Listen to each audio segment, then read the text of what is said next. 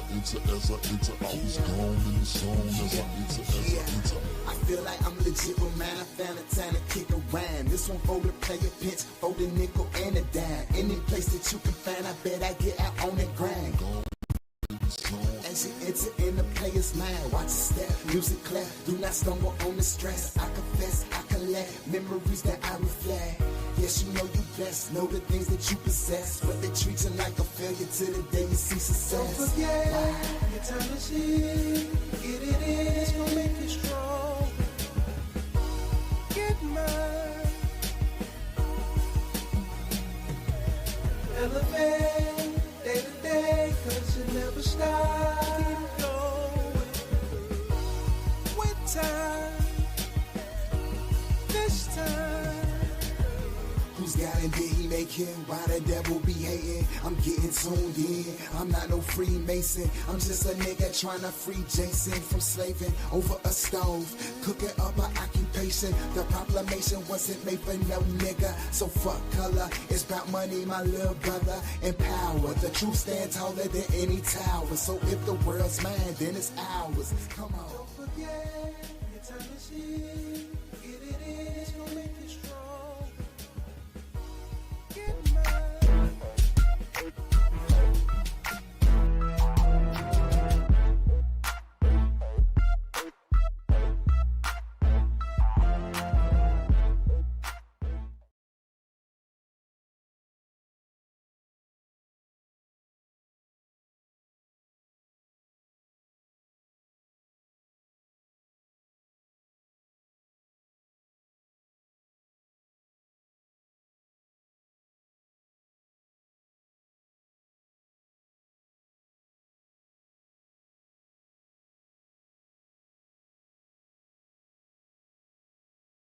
People from the chat rooms and the FB groups chime in and come on live stream, and we're gonna talk some good boxing.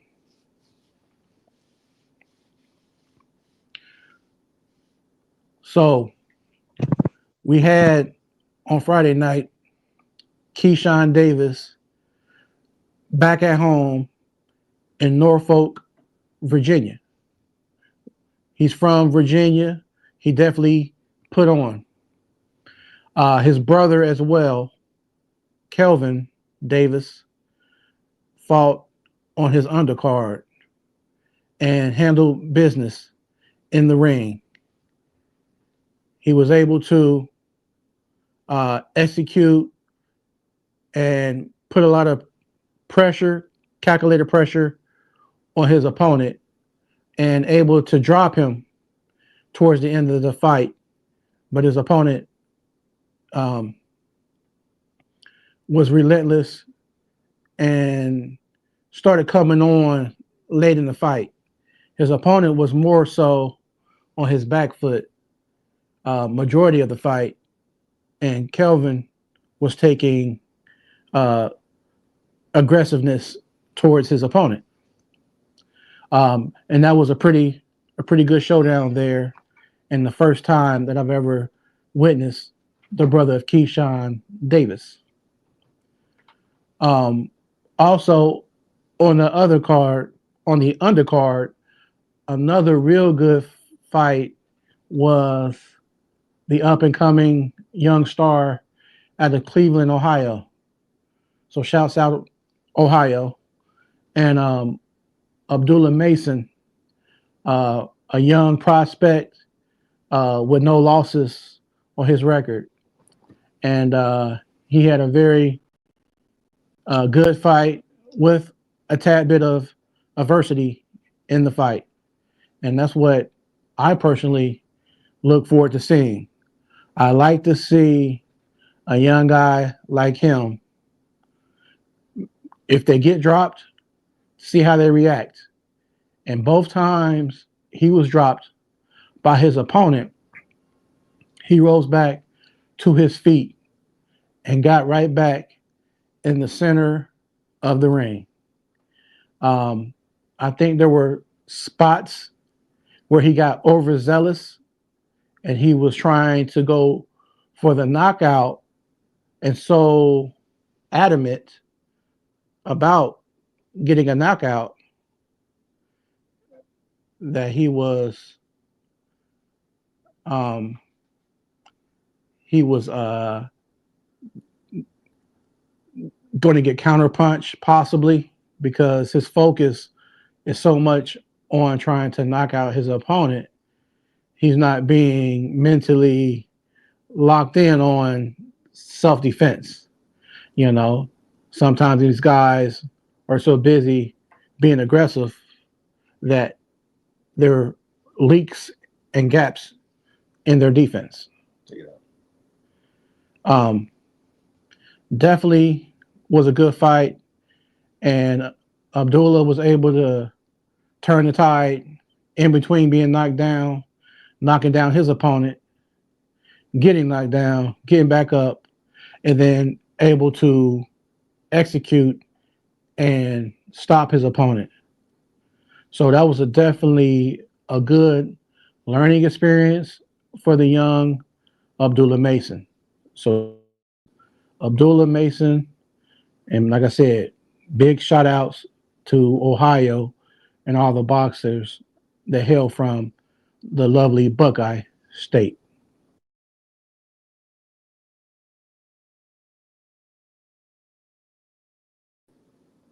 There you go.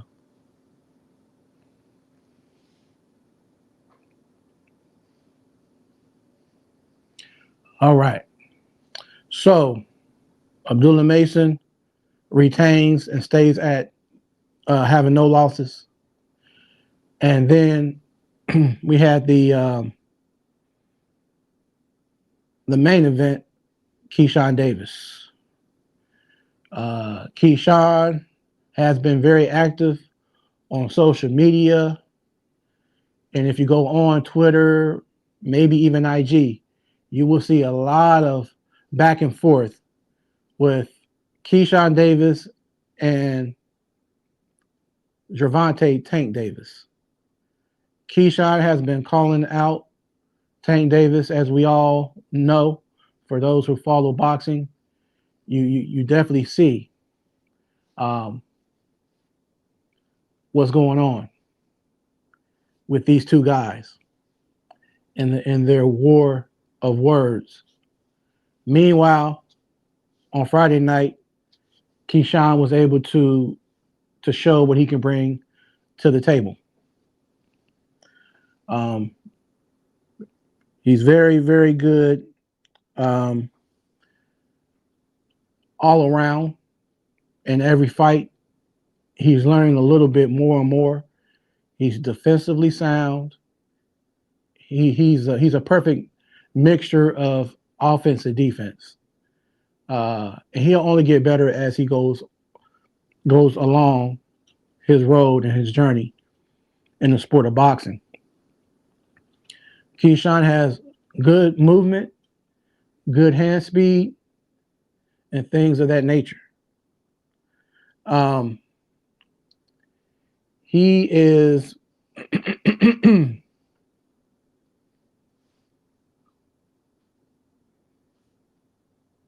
hold on one second.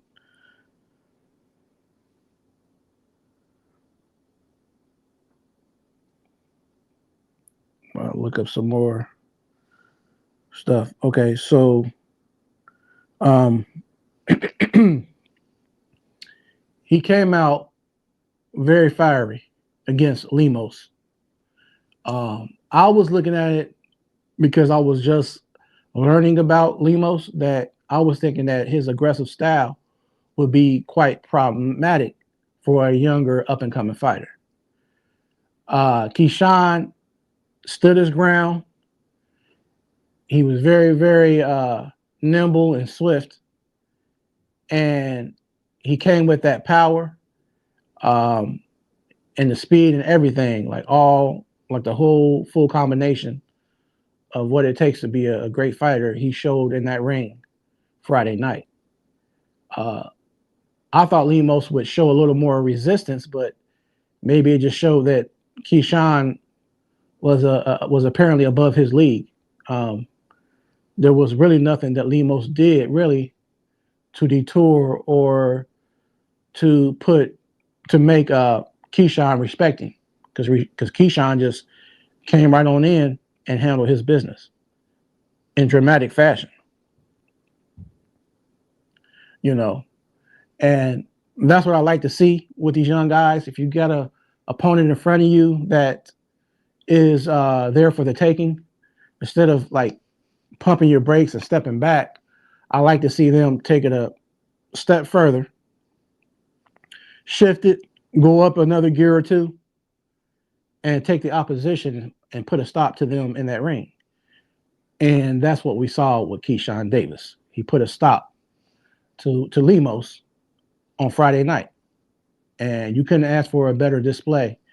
So after that fight, of course, Kaysan, being young, like most young guys out here, feeling himself accomplished and moving up in his division, called out the likes of Gervonta Tank Davis, who was a pay-per-view star and one of the biggest names in the world, but definitely a big name here in the States of America. Hailing out of Baltimore, Maryland, Gervonta Davis had a very, very rough upbringing, but he also had a lot of love and a coach to kind of help nurture him. And it was like a father and son relationship with Calvin Ford, who I feel is a very good coach, a very good mentor. You even hear Tank Davis's story of being a young kid sleeping outside the gym, that he would be sleeping outside the gym. He had that much hunger and that much focus that he would sleep outside the gym until the gym would open. That just goes to show you why he's in the position he's at right now, why he's so great. He was hungry for it, he was focused for it, and he didn't let the streets and the outside influences detour him from making a name for himself. And I applaud Tank Davis amongst all the other fighters that had to fight through life's adversities to get to the level of where they are today.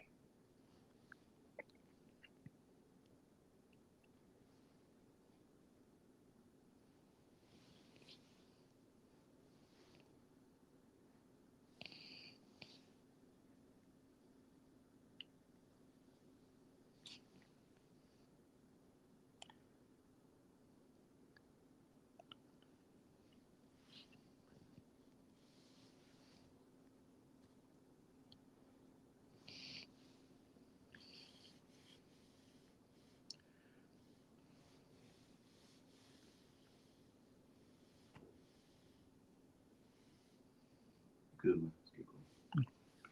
All right. So Tank Davis is a personal favorite of mine. I definitely feel that people use the term he's the face of boxing. Some people say he needs to show and prove a little more in the sport of boxing. I'm not for sure if his match with Lamont Roach is still going to happen here. I'm hoping it happens because Tank definitely needs to stay busy. And if it's not Lamont Roach Jr., hopefully he has a plan B opponent that'll be willing to step in as a replacement. Because Tank, the last thing he needs, being one of the top tier boxers, is to get ring rust. He needs to stay active. He needs these fights every 4 to 6 months. 6 months on the long end, and 4 months, in a good rotation, so he can at least fight 3 times a year. So there's a whole lot going on in the sport of boxing. A lot of people that you can talk about, and you wonder like, what is their next move going to be? Some people have kind of gone under the radar, so they're kind of going a little. They've been somewhat on a sabbatical, like Deontay Wilder. I haven't heard a lot from him lately, but I have seen 1 or 2 interviews with his trainer and like his brother, Malik Scott, saying that he was killing the rumors that Deontay Wilder is not going to retire. Deontay Wilder will still be fighting here again soon. They haven't named an opponent yet. A lot of people still have intrigue and still want to see the fight between Deontay Wilder and UK's star, Anthony AJ Joshua. I'm personally a fan of Anthony Joshua. So I would like to see that. I would like to see those two just settle it for what it is. It won't be a belt on the line or a title, but I could still see in it being a very good fight. An American feared fighter, and at one point in time, the British feared fighter, Anthony Joshua. Two guys that hit very hard, two colossal, tall guys, 167, 166. Hey, it's one of them type of fights. It would end like the Daniel Dubois fight in AJ. Whoever lands the first meaningful flush punch would be the victor. If AJ lands first, chances are Deontay Wilder would not recover. If AJ is hit by Deontay Wilder first, chances are he's going to be so buzzed up, he's not going to recover fast enough before Deontay Wilder could commence to catching him with a second or a third punch that would ultimately knock Anthony Joshua out. So I see that fight as a 50-50. It's a toss-up still. Both guys have had either been stopped or knocked out. Wilder was knocked out by Zhang, outpointed by Parker, stopped twice by Fury. AJ was knocked out recently by Daniel Dubois, and he was stopped a few years ago by Andy Ruiz. So you have two guys here that their last fight was a loss. So for these guys to engage in the ring will be the perfect storm for a very, very good fight in 2025. So as boxing fans out there in the chat room, do you think AJ versus Wilder should still happen? If so, why? If not, why? Let it be known in the chat room here. So we also have in the whole mix of the boxing, one of the pound for pound best, a person who I've grown to like a lot more in boxing that I wasn't necessarily a fan of at first, because I'm a Errol Spence fan. But I take a liking to Terence Bud Crawford out of Omaha, Nebraska. You got to give credit where credit is due. And I will go right here and stamp it on YouTube that Bud Terence Crawford is he's one of those guys, like somebody said on FB. These guys come every decade, maybe. You know what I'm saying? They're just a special skill set that they have. And they cover all bases. You know what I'm saying? And Bud Crawford is that guy. You had your Sugar Ray Leonard, who stood out in his era. Way back in the years of my grandfather's time. Sugar Ray Robinson. And then you come up to date in my era, Floyd Mayweather was the man. Now in today's era, it's Terence Bud Crawford. The only thing and the only bone I had to pick with the situation regarding Terence Crawford is he's very, very sharp. Like I said, he can switch hit, southpaw, left-handed, or right stance, orthodox. But my only issue is we haven't seen him active enough. We haven't seen him even fight maybe every 6 months. He might fight once a year.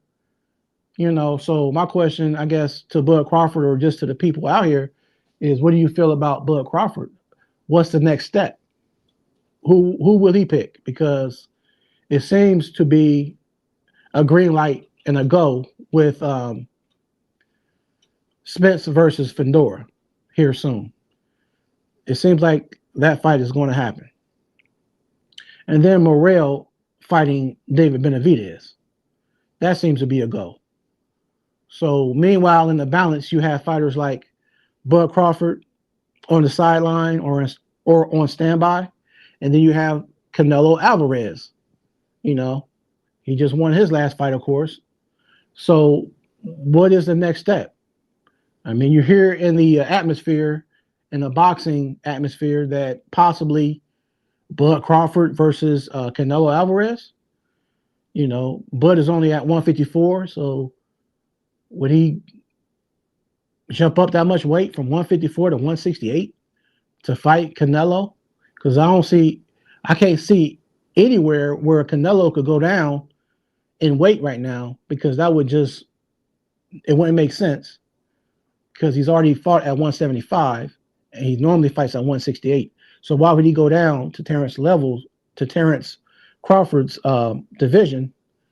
That would just drain him, and he would lose all kind of power. He would probably lose the punch resistance. He wouldn't take punches as well if he was lighter. So I don't know how that would happen, how that fight would happen. But that's a long stretch. But hey, it's boxing, and sometimes money talks. So if Turkey Al Sheikh says he wants to have Crawford and talk to him, and then sit there and talk to Canelo Alvarez, who knows? Maybe it does happen. All right. So also, let's talk about the statement from Eddie Hearn of Matchroom Boxing. Now, there has been a lot of back and forth with Anthony Joshua, and it's being said by Eddie Hearn that AJ really wants his get back. He really wants to have an immediate rematch with Daniel Dubois. Hearn said he overruled Anthony Joshua, basically saying that there's no way he can fight Dubois in February already. It's too soon, and AJ has some type of injury. I believe a wrist injury, or his hand is injured. So without being 100% fighting a dangerous fighter like Dubois, you definitely don't want to go in there half-cocked trying to fight somebody on the level of Dubois, who's very hungry and has stunning punch power. You just can't play with that kind of opponent. You know, you need to be 110% against Daniel Dubois. You got to be switched on in every facet, especially defensively, which AJ had a lot of flaws in their fight. Now, there was an interview of Eddie Hearn saying that if immediate rematch happens with Dubois, it would not be in February, but it would be pushed back to springtime of 2025 to give AJ time to heal and to get a game plan together for their rematch. However, if AJ's buying time, or Eddie Hearn is overruling and they're buying time, it might be a situation where they're trying to see what's going to happen in December with the outcome of Fury versus Usyk rematch in December, because the outcome of that could dictate the lineup of the next fight. Say, for instance, Usyk wins again, then Daniel Dubois, having the belt that Usyk gave him, he could try to fight Usyk for unification. If Fury loses to Usyk, then that could be a possibility for Fury versus AJ, the fight that definitely British fans over the UK want to see. But me, as an AJ fan, I want to see it. Just as a boxing fan, I want to see AJ versus Fury. I always did. So there's some scenarios and some things that could happen to where we might see the matchups happen that we didn't know if they were going to happen. And then again, with Turkey Alashake in the mix of all of this, I can see a lot of these fights happening that in normal circumstances would not happen. You know, he's definitely pushing for the best to fight the best. All right. So we also have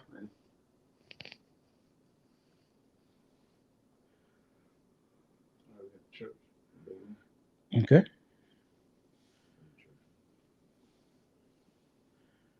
Hey, how y'all doing? Hey, what's going on, bro? Oh, nothing, man. I'm listening in on the show, listening to the Okay. sequillatries, and What up, bro? just absorbing what I'm listening to. Yeah, for sure. Yeah, yeah. I'm highly interested in seeing what AJ does next. I think that Eddie knows that it's beyond an injury, whether it is an injury or not. He knows that I feel AJ's a little fragile, being great, accomplishing a lot of the goals that he has accomplished throughout the years, and to then go to the state and the level that he's at today can be a little bit of mentally draining for AJ, not being looked upon as the man, now being looked upon as a contender. I feel that a lot of that might be holding back a lot of AJ just throwing balls to the wall and getting in the ring with some of the fighters that we would like for him to see immediately. I think Dubois is not only on fire right now. I think Dubois is the best heavyweight in boxing, and I would really like to see him fight Usyk next again. It's not that I think Dubois is the greatest heavyweight we've got right now, but he has all the intangibles uh, minus the footwork. And I think that with the way these heavyweights are today, that won't be something that'll hold him back unless he's fighting a Tyson Fury, where footwork and ring generalship and having a strong stance with your boxing abilities is going to be vital when you're getting in the ring with them. Styles make fights definitely. I think Dubois right now would beat Wilder. He would beat all of them, and but I do think Fury would pose a problem for him in terms of his style, his height, and his ability to be able to evade some of those punches that Dubois will be trying to come in and impose on him.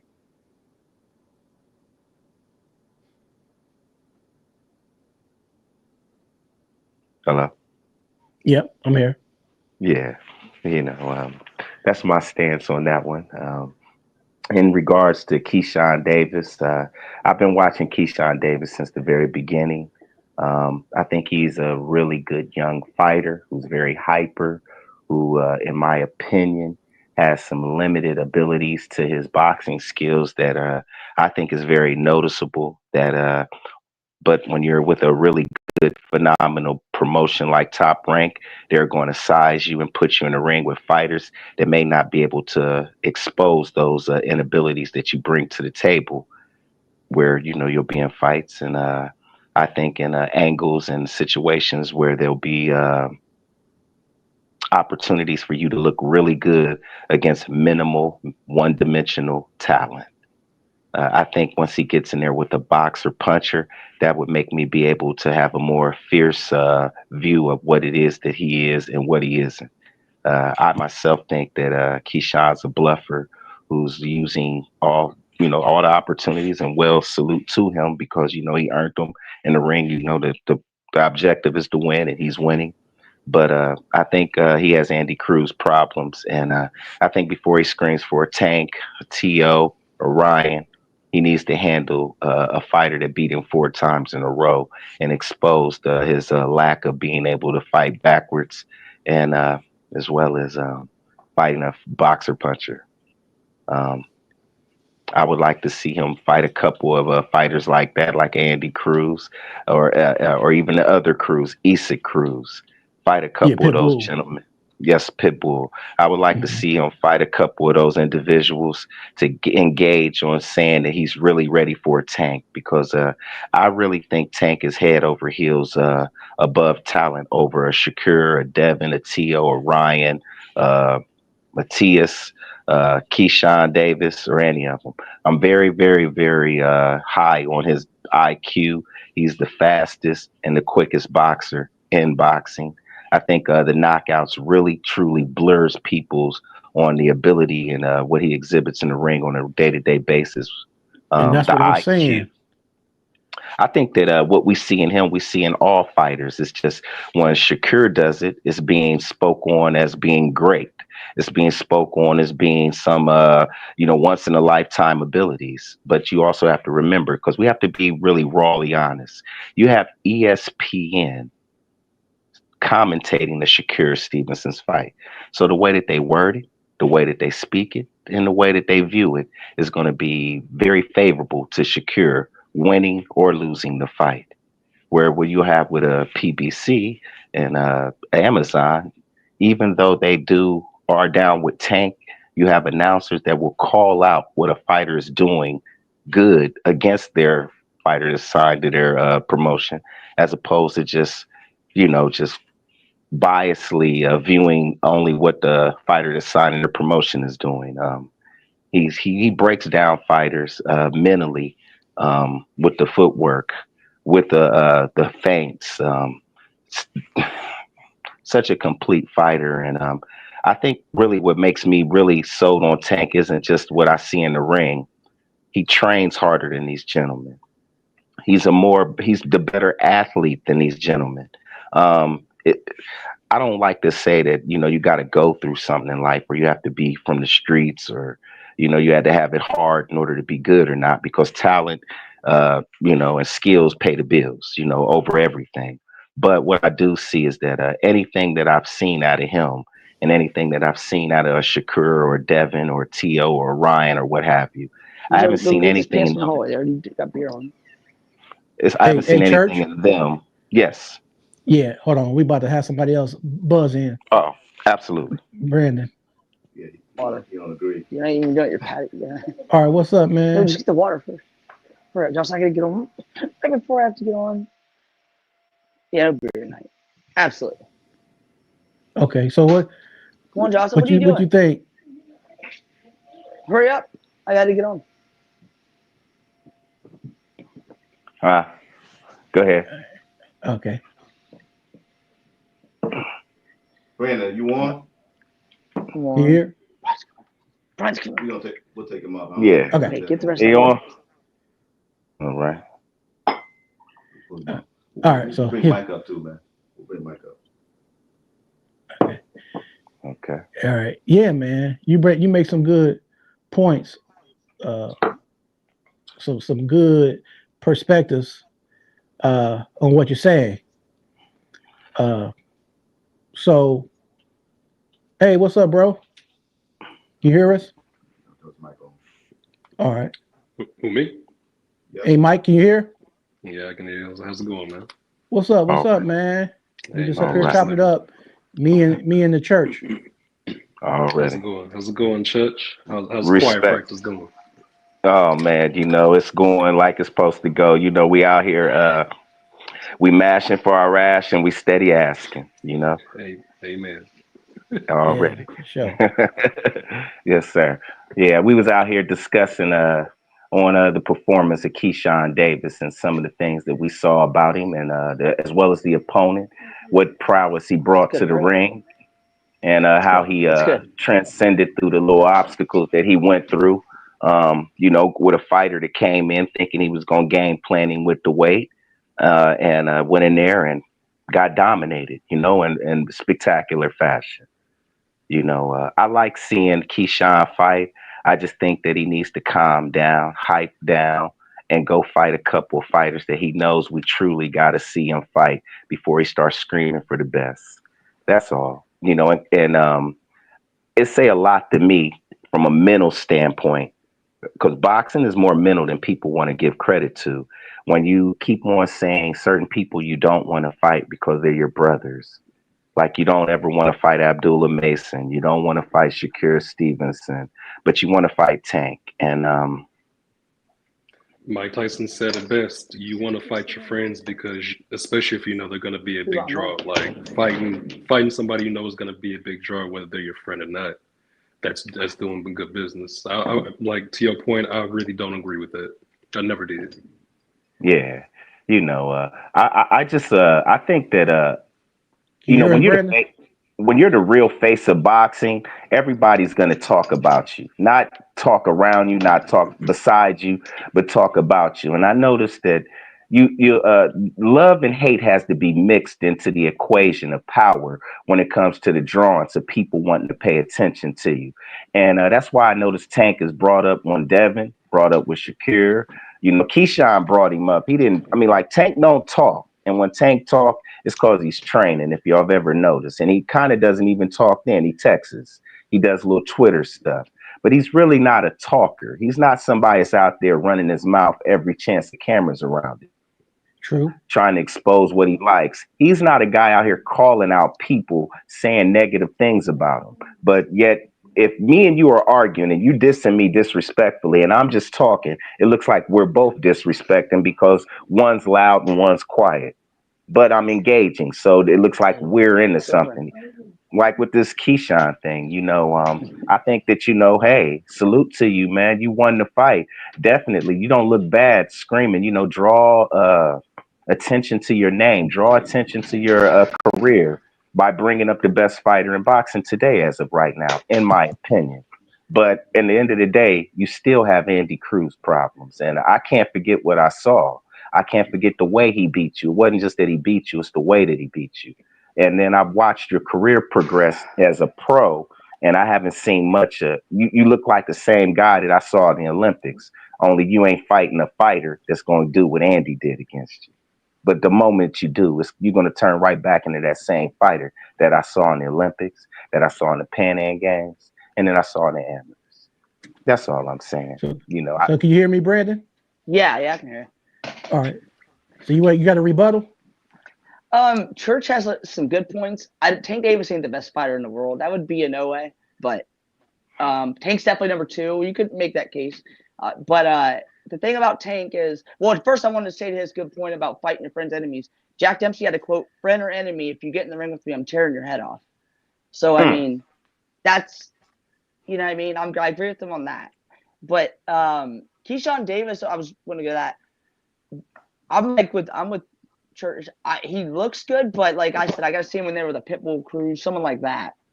You know what I mean? Because that's usually how it works, right?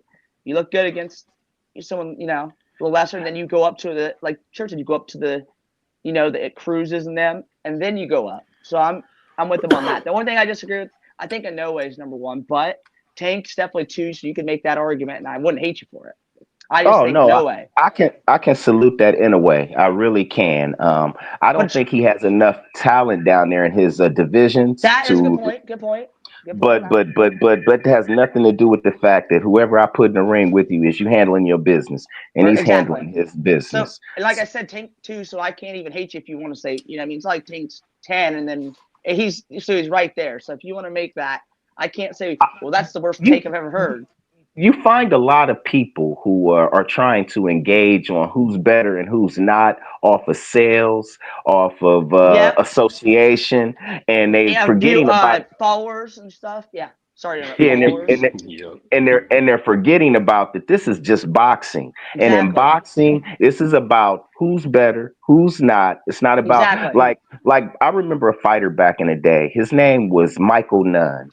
He was a cruiserweight who had skills, power, and a lot of fighters that were very against wanting to fight him because he was a left-handed fighter who could box. But he had to wait and toil and toil. One of the reasons that they didn't want to fight him was because he wasn't a draw and he couldn't sell, and he's a left-handed. So I said, okay, I get it. And back then, in those days, in the 80s and the 90s, we were accepting of that because we knew, hey, at least we're going to see that fighter. And eventually, they're going to have to bump heads if he wins a title. Yep. But in this day and age, we use giving titles away like we're giving away napkins. Exactly. It's like 1,000 of them. Right. And no one wants to be honest about the WBO, that Bob Arum owns the WBO. And that he controls all these titles that are being won from the WBO. Let's be even more honest about it. We all know that Bob Arum ESPN. protects a lot of fighters too. Not to interrupt, but Bob We all Arum- know that. No, we all know that ESPN and Matchroom and Bob Arum are. I'm sorry, let me take that away. ESPN, Oscar De La Hoya, and Yeah. Bob Arum are in collusion with preventing certain fights from happening that don't engage with the old law. And the old law is, if I want you to fight my fighter, you need to sign with me. And PBC doesn't do that. You No, they didn't don't. want to. But they don't say that. We have a lot of people who speak on a man that's never talked, that's never walked, that's never shown his face, that's never wanted to speak, and we have all these criticisms all throughout boxing about a man that's never even spoke. I can Yep. only imagine if Al Heyman gave an interview, what people would Exactly. say, knowing the Well, fact you that know- he's never even spoke before. And When it he's comes he's when it comes to Al Heyman, I call him the ghost. You know yeah. what I mean? He Yeah, stays. yeah, He kind of stays out the way. he does. You hear his name here and there, or people say stuff, but people don't understand that he's he's not not like a even a Don promoter. King. Well, He's not a really. promoter. Yeah, exactly. He's not a My friend promoter. personality, Laura, and Laura said I actually got to text him a couple times on Instagram, and he was saying that Bob Arum, that he just is quiet and doesn't like, you know what I mean? He gets the matches and then which I like. You don't see him, you don't hear him. Al is getting his 13% off of his fighters, not 33%. Al is an advisor. If you notice, all the fighters, whether they're good fighters, whether they're average fighters, whether they're superstar fighters, they all have their own promotion. Yep. All of them. But go to Top Rank, go to Matchroom, go to Oscar De La Hoya. None of these fighters have their own anything.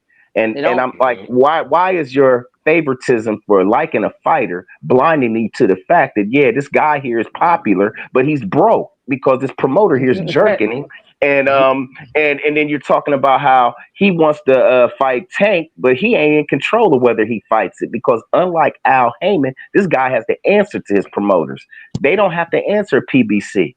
All these guys at PBC, if you notice, even when they're not fighting, they speak highly on Al Heyman. I mean, they don't even have to.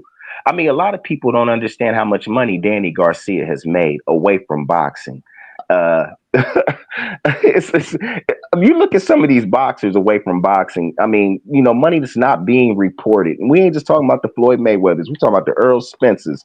Deontay Wilder, before he left Al, he didn't leave Al because he was getting his money took him. He left Al because he wanted the freedom, because he's at a certain age where he wants to make his own points and his own choices. And he can't blame him for that. He can't blame him. Not at all.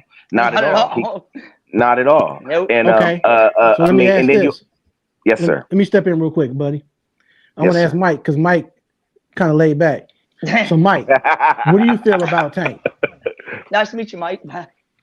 Nice to meet you. What do you feel about Tank Davis? So, my opinion on Tank, number one, yes, I do think he is the current face of boxing in America. I think he's the current face of boxing in America specifically because of his knockout record.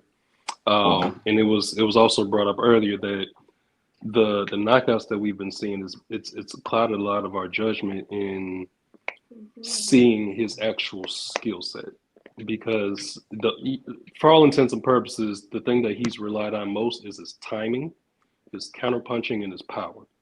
So when you have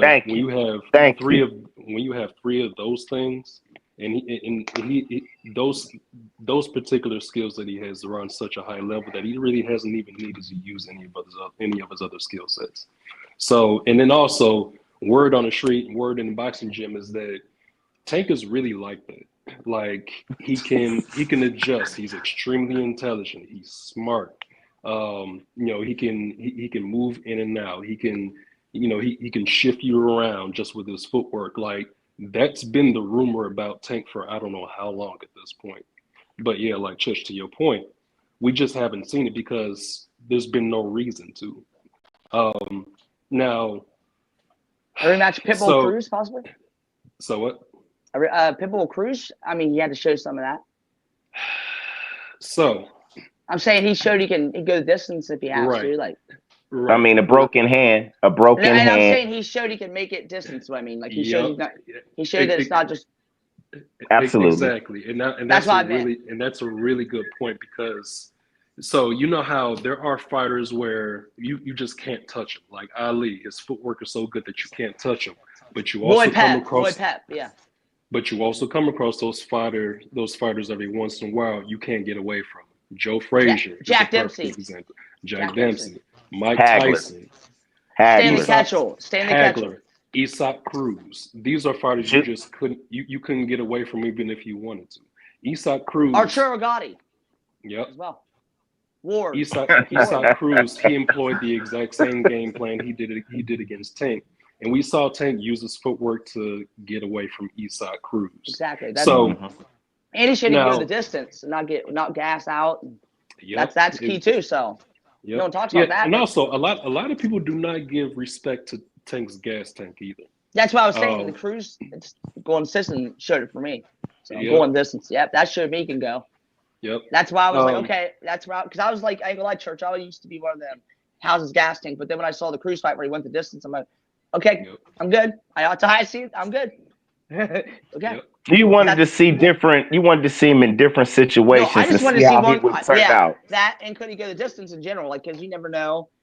But I'm like, now he actually can. He looked fresh, though. What does guy look after the 8th round, the 9th round, the 10th round? Because you've seen what he looks like in the top 6. Exactly. I get it. I understand. Yeah. No, I just wanted to see after 12 rounds how fresh he looked. He looked fresh as hell. Looked like he could go another 5 or 10. So this. Tonight we in exposing, so I'm gonna expose some more. We also need to speak on like some of how these fighters use these fighters' names in order to propel their attention on their fights, and they're still not selling though. That's what I want people to understand. They're still not selling. Austin is a perfect example.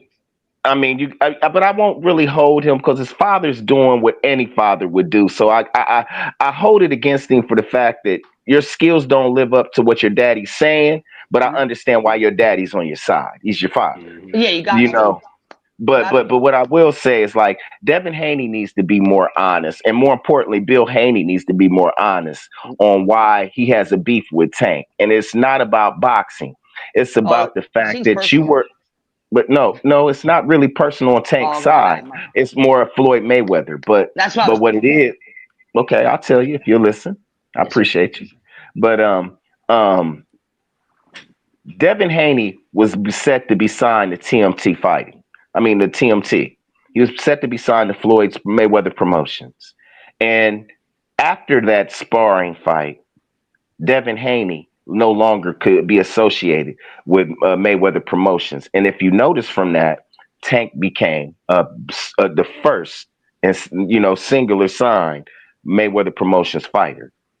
And Devin didn't. Devin went in obscurity, and then he started dancing around with Eddie Hearn.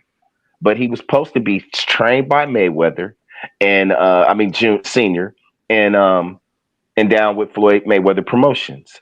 But Bill Haney's mouth messed up that deal. Not to mention he's seen this little young short guy Adrian Broner brought in the gym here really outworked you, and he invested his time and monies into him, and that's where the beef started with Devin Haney and Tank Davis.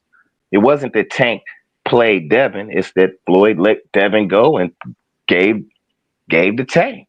That's just the facts, and a lot of people have to understand that Devin's gonna always uphold that against Tank, just on the fact that he was associated with Mayweather.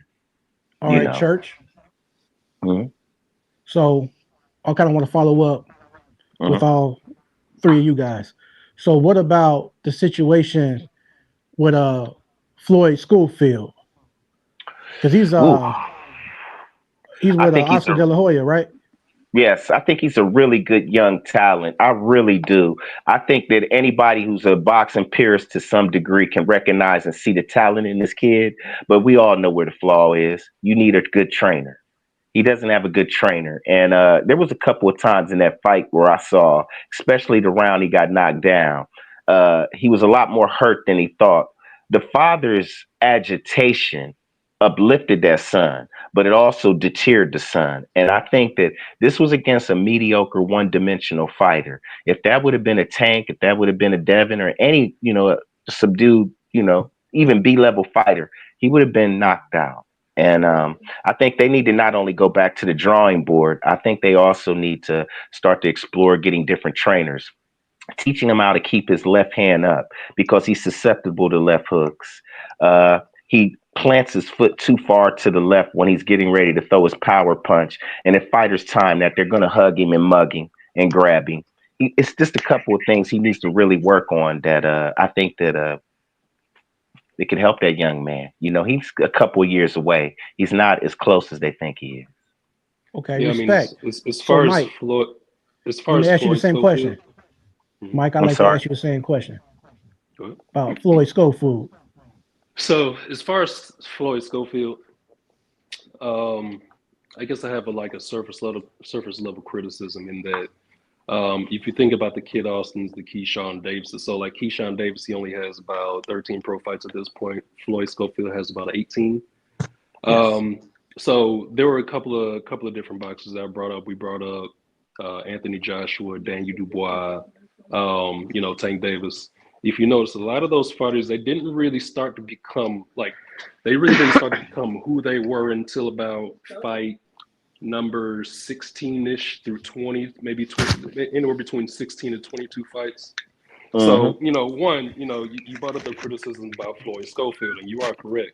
Currently he's on his 18th fight. So now we're at the point where it's like, okay, whatever mistakes you're making right now, it sounds like if you don't get the right team under you right now, you're going to continue to make those same mistakes into fight 22, 23, 24 until you actually come up against somebody who's like that. And to your point, you end up getting knocked out. Daniel Dubois, what was it? Let me check. 16th fight with Joe Joyce, had a KO loss. So in that fight, he lost the Commonwealth British belt, which, as we all know, the Commonwealth belt over in that part of the world, that has a lot of prestige to it. Absolutely. So like to your point with Floyd Schofield, you're really only as good as the team behind you. Like there's only so far you can get with your current skill set. Absolutely. He needs to be able to become the kind of boxer who is willing to accept criticism, just like a Devin Haney. You need to be real with yourself. You need to be able to accept the fact that maybe your father isn't the trainer for you. Maybe your father isn't the manager for you. Actually, I don't think that his father is his trainer, correct? Is really only his manager? Who? Floyd? Bill Haney to Devin. Well, Bill Haney is the manager and the advisor of Devin Haney Promotions. He's everything to him. He used to play the back a little bit on the training part, but I don't know what happened after the Jorge Linares fight. It seemed like, if y'all noticed, Bill he was the trainer. I mean, he was the trainer after that. I mean, he was the trainer. I mean, he was, I didn't see nobody else train. I mean, before it wasn't always like that. I think Bill loves his son a lot. I think Bill is a liar habitually, but I think it's out of love. I think it's out of love and out of belief and out of wanting to do whatever it takes to make his son get to the top. And like most fathers, he'll lie, cheat, and steal to get him there. Yep, and so to your point, I brought up Kid Austin, and you made a point about his father. I feel like a lot of people are hard on Devin Haney and Bill. As far as Bill, to your point, if I had a son and I am his father, I'm doing everything I can to get him in whatever room he needs to get in. Now, what the son chooses to do once he gets in there, as far as making up his own mind, forging his own path and making his own destiny, that's whatever. But to what I was saying earlier, Devin needs to be very honest about his own career and himself at this point, about where he needs to take his career at this point. I mean, we were talking about Floyd Schofield, but yeah, my criticism. No, I get it. Yeah. My criticism on Floyd Schofield, he's at the point now where he needs to start making some very tough decisions about his career. What am I looking at? Jerome, Suero, Torres, Rhodes. These aren't really names you can really hang your hat on, Well, He's out there in Texas, so you know who's out there in Texas. I think you know he's down with Oscar De La Hoya. Oscar De La Hoya is down with Golden Boy, who's down with Derek because he's down with Ryan. That would be a nice little leisurely little slip that would maybe possibly work out to enormous magnitude for Floyd's career as well as his abilities. I think a lot of what's going on today is a lot of what we've seen in the past. It's just there's been a higher element that's been gradually brought to boxing that's really tearing boxing down. And it's not the fights like people say it is. Because we all know back in the days that business trumped everything. And even though we wanted to see this and we wanted to see that, business made it whether it was going to be or not be. But now you have this new element that's been brought into boxing, and it's called the internet. And it's called the casual fan. And where before in the 80s, 90s, and early 2000s, a perspective branched out in boxing that people really gravitated to came from someone that had knowledge, had a knowing, and that you could respect coming from it, from an unbiased point of view.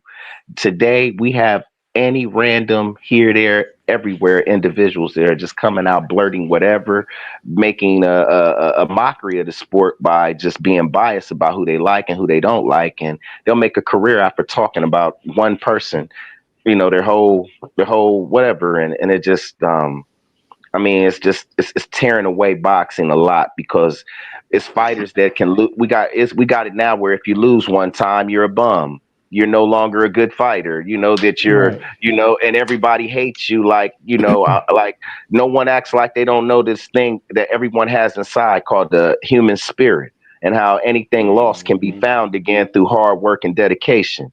That you know to get to the top, you got to know what, you know. I was always brought up that you can't talk about the bright side if you don't know about the dark side.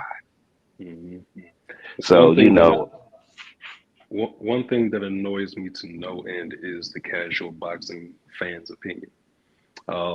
Perfect example, Anthony Joshua. He's had a tough go of it his past 10 fights or so, win or lose. After his loss to Andy Ruiz, absolutely. the way he was just discarded by the average boxing fan, I felt was extremely shameful. It was. And I brought this up in the Facebook group earlier. I was like, the greatest heavyweights in the world have about 4 to 6 losses on their resume. Period. I seen that. That was real. Period. Period. You know, I mean, and then like, you know, obviously the lower you go in the weight classes, like you know, you take away 1 or 2 losses throughout your career, perfectly fine. But the heavyweight division is known for handing out L's. It's the most absolutely. dangerous division in the world for a reason. You're talking And about people who a random glancing left uppercut in the lightweight division, like Tank Davis. I forgot who he was fighting. So he basically had the guy backed up in the corner. He's just like ripping uppercuts, like four to Davis? 6 up. No, it was Tank Davis. I forgot who he was fighting. It was a while ago. But he had him in the corner. He was just like ripping uppercuts until that's not happening in the heavyweight scene. You know, like you're going down. I'm not sure. I got to look it up. But yeah, Daniel Dubois, after he lost to Usyk, people discarded him. After he lost to George Joyce, people discarded him. Tyson Fury, even though I'm not the biggest Tyson Fury fan by any stretch of the imagination. His only loss was to Fury. People tried to discard him. Well, I see a lot of. Go ahead. No, I one pushback I would have is I see a lot of even though Anthony Joshua lost again, I see a lot of his fans on Facebook saying if you win, he won. They want if Dubois wins titles, rematch him or So I mean, I do see. I get what you're saying, but then there is Tyson Fury. I see a ton of his fans saying on Twitter. There is. I agree with what you're saying, but a couple fighters make exceptions, but the majority I agree with you, like Dubois and them. So yeah, I do agree with you on that. I think. Because I do think there was a lot of AJ fans that thought he could come back. But I agree with what you're saying, though. Your premise is and pretty check much this true. out. And let me piggyback on what you just said, Brandon and Mike. Mhm. So how is it that Wilder had a draw with Fury in their first Yes. fight, right? Yep. Putting After Rose like that the fight, Undertaker. now mind you, he had a draw. Yeah. He after that fight went to the WWE, and then he fought Tom Schwartz, and then he fought Otto Wallen. Then he rematched Wilder after two warm-up fights. So Yeah. why is AJ held at a higher standard? Why can't he have that same? You know what I mean? So Even Lennox Lewis, Wait, when did McCall AJ? when Was McCall knocked whatever. out Lennox Lewis, Are you he saying? still had a few fights before he went in back to Are we fight. in one comparing? of Are you saying in Hey, Wilder at one a of higher? that's a very good point with that Oliver McCall. But see, that was the thing back in boxing. Like I said before, the casuals, the internet came into play. We all understood. Yeah, Oliver may not deserve to be fighting Lennox, but he is the number one WBC mandatory. And when you were the mandatory back then, we It understood that mattered. hey, this guy has to fight this guy in order to get the fight in a Eugene or a Mike or etc. To get to that, he got to get this. And Oliver stopped him in his tracks. You know what I mean? Uh, Mhm. that's very. I mean, it's like when we talk about this undisputed, I see how ESPN really tries to twist the narrative of the people because people have to understand there are a sports monopoly, not a boxing monopoly, a sports monopoly. So when they say stuff, whether or not people even know boxing, like boxing, or care about boxing, they're watching ESPN and they're listening to a uneducated, never Yeah. was, that's giving an opinion on something that he's never been in the ring and experienced. And now we got people drawing themselves on believing what Eugene is, or Church is, or Mike is, or etc. off of this guy here on TV who has no experience in the field of boxing. And The Schofield thing. I wanted to say he has the amount of fights he has in, and he still can't avoid a left hook. I mean, like no, that left hook was a big deal in that fight. That actually, if he could have dodged that, it would have been that's a what I'm cakewalk saying. for him. Yeah, exactly. So how many fights in, he still can't dodge a left? Like, But he 18 also, fights in. but also I realized that he can be countered. But that dude wasn't fast, and he was getting caught with exactly. jabs because he wasn't quick enough to respond to the counter. But he So plants his left foot very hard when he's getting ready to throw his right also, hand. And if you watch his go left ahead. shoulder dips a little bit too before he throws it. So if someone sees that in film, his little left shoulder dips a little bit before the right hand comes. They see that left shoulder go down before. You know what I mean? He does have a little tell there because I didn't really notice it. My brother's like, you see his left shoulder always goes down? Like, just go a little bit if you notice it. Dump down before he throws it instead of just dump down it before it. And You speaking with Abdullah Mason? You said? no, I said my brother told me that we were watching that Schofield fight. He goes, you notice his left shoulder goes Oh, down right before it goes, like a oh. second before it goes. And my brother's like, if you watch someone would watch film, see that could be a problem. And my brother's like, his ability and ability to dodge left hook. So much can a trainer do if you got that many fights in? I mean, it could help. My brother's like, I'm not seeing it. That's his opinion on Scope. But the beauty and the agony in this is that nothing's going to change unless he does. Yeah, See, the beauty is can he suffer through it by keeping the same team around him, like Mike I don't said, think and he can. continue to go through that? Or will he change up and go find some people who can add some, some skills to his repertoire Someone and close help to him him's got to tell become? him to do it. Someone close to him's got to be real with him. Like, hey, man, we got Yeah. to. Yeah, we I got don't to. think I don't think that's gonna happen. See, that's where I like I said, I'll be more realistic about it. Yeah, This I agree. young man can't even give an interview without his He's surrounded by father. yes men. So, It, I mean, it, I Mhm. don't necessarily want to say a yes man because when you're talking about your father as a I manager agree. or whatever, that's totally different. I mean, he can't control what his dad's gonna You don't do. I think mean, they get blinded sometimes, though? And they get no, blind. The fathers get blinded by. no, no, no, not in this case. If we're speaking in Oh, I'm general, saying in general, possibly, yeah. Yeah. That's why but I didn't not know in in this case. Yeah. in this case, I kind of more so see it as a thing of his dad is in control of his being because he helped him get there. And Yeah. sometimes when I help you get somewhere, I want to be in control on where you're going, as Yeah. opposed That to makes sense. letting you go out here and be all you can be. You know what I mean? The dad wants in on whatever the son is going to get, and That's why that's I pretty said obvious. someone close to him's got to tell him. Like, that's I why I was think saying, that yeah. I think the young man is gonna have to do a Shane Mosley. If y'all remember what Shane had to do, Shane had to basically step to his dad and say, we no longer can do business. Otherwise, the dad is going to control him.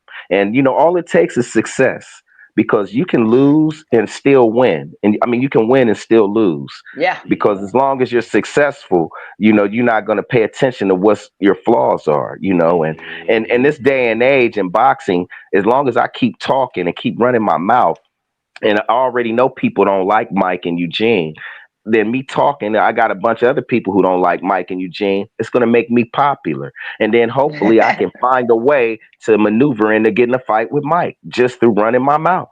Yeah. A la Rolly Romero. I mean, Yep. it's a lot of ways to Yeah, that's the set. point. I mean, I see all the maneuvers, and I try to be very unbiased about it, because I don't want people to think that we're here just tank lovers. No, I'm just calling out. If Devin Haney was the face of boxing, I would be speaking on what Devin I has think to endure Canelo is and the go face. through. Right? I think that Canelo was the face. He draws. I think Canelo doesn't have worldwide appeal. I think Canelo has boxing appeal, because the Latinos have a very strong, powerful hold on boxing from a West Coast standpoint. Because if we're going to be all the way honest here, you go ask Canelo, go box in Washington, D.C., go box in Atlanta, go box in Miami, go box in New York, go box in Chicago. It's not going to sell out. If he can only fight in Texas, California, and Nevada, Texas, California, and Vegas. I'm just being honest here. This is just the truth. Let me This ask is just the truth. all three of you. I want to ask all three of y'all a question. Mhm. All right. I'm Good point, three of Church. y'all a Good question. point. So Brandon, Yeah, sir. tell me this. Will Canelo ever fight David Benavidez? My heart says no, but my brain says he will. Because I'm also hearing rumors he's going to fight Benavidez. Don't do that's a bad move. I don't see that happening. But my brain says yes, my heart says no, unless he just gets irritated enough. But unless Benavidez just gets to the point where even his fans are like, fight him, and that could get to where if his fans will start saying, hey, fight this guy, then he might. Then I think he has to. So I think if we got to put more pressure on Canelo fans to be like, fight this guy, because then if his own fans start, you know what I mean? Good luck. Good luck with that. I know, but I agree. That's what I think it'll take. If you're asking me, that's what I think it'll take. Do you guys disagree? It would take something like that. Okay. So same question with Mike. So no, it's a no. So what do you think, Mike? Canelo is just as What's up, willing to Scoob? fight I see you. Benavidez. Canelo is just as willing to fight Benavidez as Bivol is interested in fighting Canelo a second time. He's just not. I don't see him fighting Benavidez again either. But sorry, go ahead. Well, so didn't Canelo say that he wanted to take the winner between Bivol and Benavidez? Yeah, that's what I'm saying. That's what I rumor I heard. But good God, Benavidez is a monster. Like Canelo, you would lose by death. Sorry, he would get knocked out, and it's going to be probably 5 rounds. Yeah, but but to Church's point, it's because of Canelo's fan base currently, especially his Mexican and Latino fan base. I didn't say it. He has enough of the. Oh my bad. He has enough fans on that side to where he doesn't have to fight in a Chicago or Europe or Russia or wherever. Like, he is a 100% fully well-oiled, self-sustaining machine. That whole that whole promotional team over there, they made it so that he doesn't have to take another fight that he doesn't have to take for the rest of his career. Period. Absolutely. He's not fighting Benavidez. And that's why he told y'all. That's why he told y'all. The church. Yeah. The church. Go ahead. So my question is, bro, David Benavidez versus Canelo, if it does happen, if it happens, what would your prediction be? Benavidez 11th round TKO. But it won't happen. But if it's gonna happen, it's gonna happen in May or September the next year, or it's not gonna happen at all. He knows that this is if he wants $100 million, like he says, well, he said 200 million. But if he wants even close to that, anywhere near Floyd money, he's got to fight him in May. If you fight him in May for Cinco de Mayo, the world will stop and from a Latino standpoint, they will stop for him. If and possibly September, for Mexican holiday. But he knows this. But so he has that Or as like, October. how you got how you got the big act, the big joker, but you're gonna go ahead and play with your kings and your aces, until you got to pull that big joker out, and you know what I'm saying. And I feel like that's what Canelo's doing with David. Hey, I know this dude probably can beat me, but as long as he keeps winning, I'm gonna keep winning because I got a machine behind me that's gonna sell. And people have to understand something when they talk about people selling and fighters. They have to be realistic and honest. Canelo has a country that supports him. America does not support Americans like other countries support their fighters. I mean, let's be real. In Mexico, there's soccer and it's boxing. Yeah. That's now let's speak on America. We have I'm only going to support who I identify with.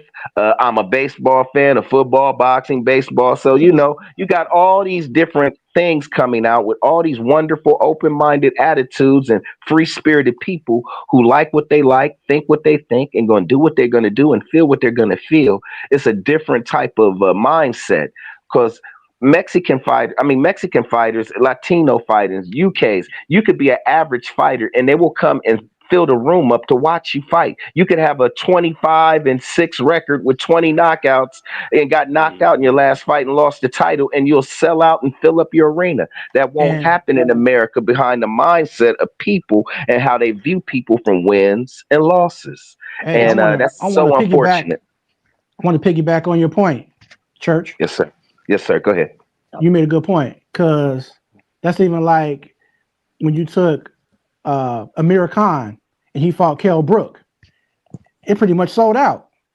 And they were sold washed by then. They could sell. They could sell out. They should have fought years ago. Yeah, they were washed by then. And this is the thing. Whatever you thought they could have did back in the day, they'll still do it now. The way the fans treat their fighters. That's all I'm saying. I did want to say about the Canelo. From what I saw from Benavidez versus his last fight, which is a guy Bivol put out in 4 rounds, I don't know that he stops Canelo. I think Benavidez can win. I don't know that he stops him, but he could. I don't know that he stops him, but he could probably. But I think he's definitely capable of winning. I think that Canelo would have to knock Benavidez out in that fight because Benavidez would knock Canelo out. I don't think Benavidez is fighting for no decision. If it goes to a decision, it's because Canelo willed himself to that decision. But Benavidez would go in there putting balls to the wall on some I'm going to get knocked out, Dad, or I'm knocking this cat out. I don't know Canelo's going to think like that. And also, Canelo's dragged this fight out a year and a half longer than it should have been. So it's going to look like my Sarah to the boxing if he loses. I mean, it's a good money play. It's a great money play but for him. But I don't know that Benavidez couldn't stop last. I can't name, but if he couldn't stop him, can he stop? I mean, but he may have more ambition to stop Canelo. What's your point? I think well, the biggest lie that's helping Canelo out right now is y'all need to accept eventually is he's not fighting Crawford. Crawford can talk all he wants. Crawford's got to still fight Errol Spence again, whether people notice or not. He has to fight him again. He's still got to deal with Charlo. He's still got to deal with Lubin. He's still got Fundora possibly. He's still got that other cat that just won that other guy who just fought last week that punished Zoo. I mean, it's a lot of people he's still got to get through. So all this Canelo thing, we understand that you want that big fight. But at the end of the day, Crawford, we have to be honest here. You only have Errol Spence on your resume. I don't look at you as no next generational talent. I think you have next generational talent, but you are not the talent. You haven't fought enough people and dominated people that people wanted to see. You've let a lot of years go by where you fought one time and a lot of years where you fought guys that you go back and ask people, this is how you know greatness. Go back and say, man, you remember that fight when Crawford fought, man, when we thought he was going to lose and he came back and pulled off that? We have none of that. We can't go and grab a super fight out of anything Crawford's ever done and say, hey, man, that was that fight, man, where he really proved and showed he was the greatest. All we have is Errol Spence. and we have a drained Post Earl car rash, Spence. post car wreck. I mean, I don't want to use that car wreck against him, so I Well, won't. But what his I jaw was will broke. use is that Earl made a horrible decision He of did. negotiating in June and July with Crawford on good faith and being honest, and let Crawford play Mm-hmm. and drag that fight out. And instead of Earl saying, "Okay, you drag the fight out, I'm fighting somebody too," no, Earl said, "No, I'm gonna do what the fans want, and I'm not gonna fight nobody but you." We dogged him for that. I mean, people dogged him for that. I didn't, Yeah, but I people didn't. I dogged him like for Spence. that. People played it, and then when he lost, now he's a That broke my bum and he heart. needs to Now he needs retire. to retire. Yeah. That He's broke a my heart. bum. Let's forget everything this man ever done. And I'm not even saying Earl Spence has a greatest resume in boxing, but I'm saying I can go back and pick 2, 3 fights that Earl fought that I could say that was a fight where I thought Earl was, the Yeah, Kell Brook, the Danny Sean Garcia. Porter. No, I didn't really think It Danny was was the one. close. I'm saying it was like kind of close. It wasn't just like you said. It was a fight that he had to show, like he could go. There's the Yeah, full I guess distance. so. Yeah, that's what I'm Yeah, I saying. guess. Yeah. I bet you see Okay. Crawford do that. Like, Okay. You see what I'm saying? That's all Yeah. I'm saying. That's all I'm saying. Church, going back to Hey. your comment about the Canelo and Bud thing. All right, so going back to what you were saying about how we have your casual fair weather fans. Yes, That sir. whole Bud versus Canelo idea, I really feel like it just came from them. Mm-hmm. It's like Yeah, I can see I'm that. I over can here see that. like I'm trying to I can see wrap I was trying to wrap my mind around like, do you know what weight Bud fights at? Do you know what weight Canelo fights at? Do you know how big the people Canelo has fought? Like Exactly. it's Kovalev. not gonna happen. And like to your point, Bud has a slew of different fighters that he could fight up until Canelo, and that he ultimately has to get through up until Canelo. However, Bud is also at the point where he's at 41 fights.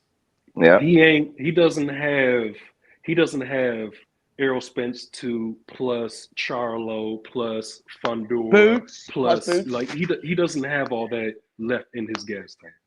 Had he fought Boots, I would be even. I still think back to 2018 when he was screaming because everybody acts like he was asking for Earl for 5 years when he wasn't. He was asking for Keith Thurman. And people would fail to be honest about this. Keith Thurman was holding on to both belts hostage after he beat Danny Garcia, and Earl had to go all the way and wait 6 months and go over to England and fight a Kell Brook, at the best Kell Brook, I might add. And that's how he was even able to become a champion. And no one was screaming for Earl Spence. They were screaming for Keith Thurman. And that's what, like, the ESPN did a good job of twisting that narrative and turning it into an Earl Terence when it was Keith Thurman. All of them was screaming for Keith Thurman. All of them. Earl was, Crawford was, Sean Porter was, Danny Garcia had his shot and was as well. But we lie and twist and no one calls it out, and they just said don't want to be honest and say, yeah, it was Keith Thurman. And then when Earl beat, because no one wanted to fight Earl. Let's just be real. And Earl embarrassed Mikey Garcia embarrassed the welterweight division by coming up 2 divisions and saying, y'all don't want to fight him? I'll fight him. That's what I think made everybody had the balls to fight him, with the exception of Keith Thurman. It made a Danny Garcia, Sean Porter say, man, we can't dodge this dude no more. We can't just say, hey, this, that. Because if you remember, Sean Porter ran and went and fought Ugas in a fight that he actually lost, in my opinion. Yeah, me too. Yeah. And Danny Garcia went and fought who was that guy he fought before Sean Porter? It was a gentleman, Ivan. Was it Ivan? Ivan Red. Ivan Red something. It was just Red, yeah. Yeah, and I was just like thinking, and I was just thinking, it took a Mikey Garcia to fight him, and granted, Mikey invest. A lot of people say he got that little 5-6 million to give up his own. But Mikey Garcia was whooping on Adrian Broner. He was whooping on Robert Easter, and in my opinion, he gave Adrian Broner his best beating. In my opinion, Mikey Garcia thoroughly whooped Adrian Broner, and I never seen nobody whoop. Madonna beat Broner down. I mean, I'll tell y'all something else, and I know this might be, because I'm a Pearson. I might watch one Yeah. fight like 100, 200 times. I know y'all might not, I can watch one fight 200 times and watch it from so many different angles to see why I feel the way I feel. Why don't y'all go back one day when y'all free, right? And go watch Adrian Broner versus Manny Pacquiao and watch it on mute and tell me who won the fight. That's all I'll I do it. ask. Yeah, I'll we try got That's a that. all I hot take. ask. Okay. I Okay, I think, got I a just hot said, take. but I mean, I'm not. Maidana did give him. I thought Maidana gave him the worst beating, but yours is also up there. I just thought that was. I don't know what that was. I'm still kind of confused. Like But Broner didn't even look like he tried, or I would like to touch also. Canelo, I believe, would fight David Benavidez, but he ain't gonna fight David Benavidez unless it's comfortable to Canelo. yeah. Like when I said he's not fighting, when I said that he's not fighting Terence Crawford, I don't have to hear Terence talk on the internet or on sports to know he's not fighting him. I don't have to hear Canelo. All I have to know is Ali Sheik Turkey is running Terence Crawford, and Al Heyman ain't doing business with him. So since Al's not going to do business with him, what would make me think there's going to be a Canelo Crawford? Because Canelo is lock, stock, and barrel with PBC. No matter how much certain people don't like He PBC, is. their favorite fighter is down with PBC for a reason, and it ain't because, like Canelo said, I was tired of getting robbed. I mean, he said this. I was tired of getting jerked Austria. out of my money. I mean, I don't want to say it, but we know. But I was tired of getting robbed, and I should have been down with this promotion sooner. It's not because Al Heyman is this honest guy that's doing everybody great and just the most Santa Claus to everyone. It's because he's taking his slice and he's letting these fighters be businessmen and being in control of their brand. That's it. That's Because All think right. about the Charlos, for instance. The Charlos, Jamel Charlo was on a really great run. His run diminished some after he broke his hand, and then he decided to go grab 10, 12 mil to fight Canelo. Smart business move financially. But think about it. After that fight, we haven't seen Jamel Charlo, but Jamel Charlo still got money. that's a smart. I mean, you can't Okay. hate him for taking that fight. Let me I tried to, but you can't. Made 12 mil. let me take it a slightly different direction with all of Yes, us sir. here.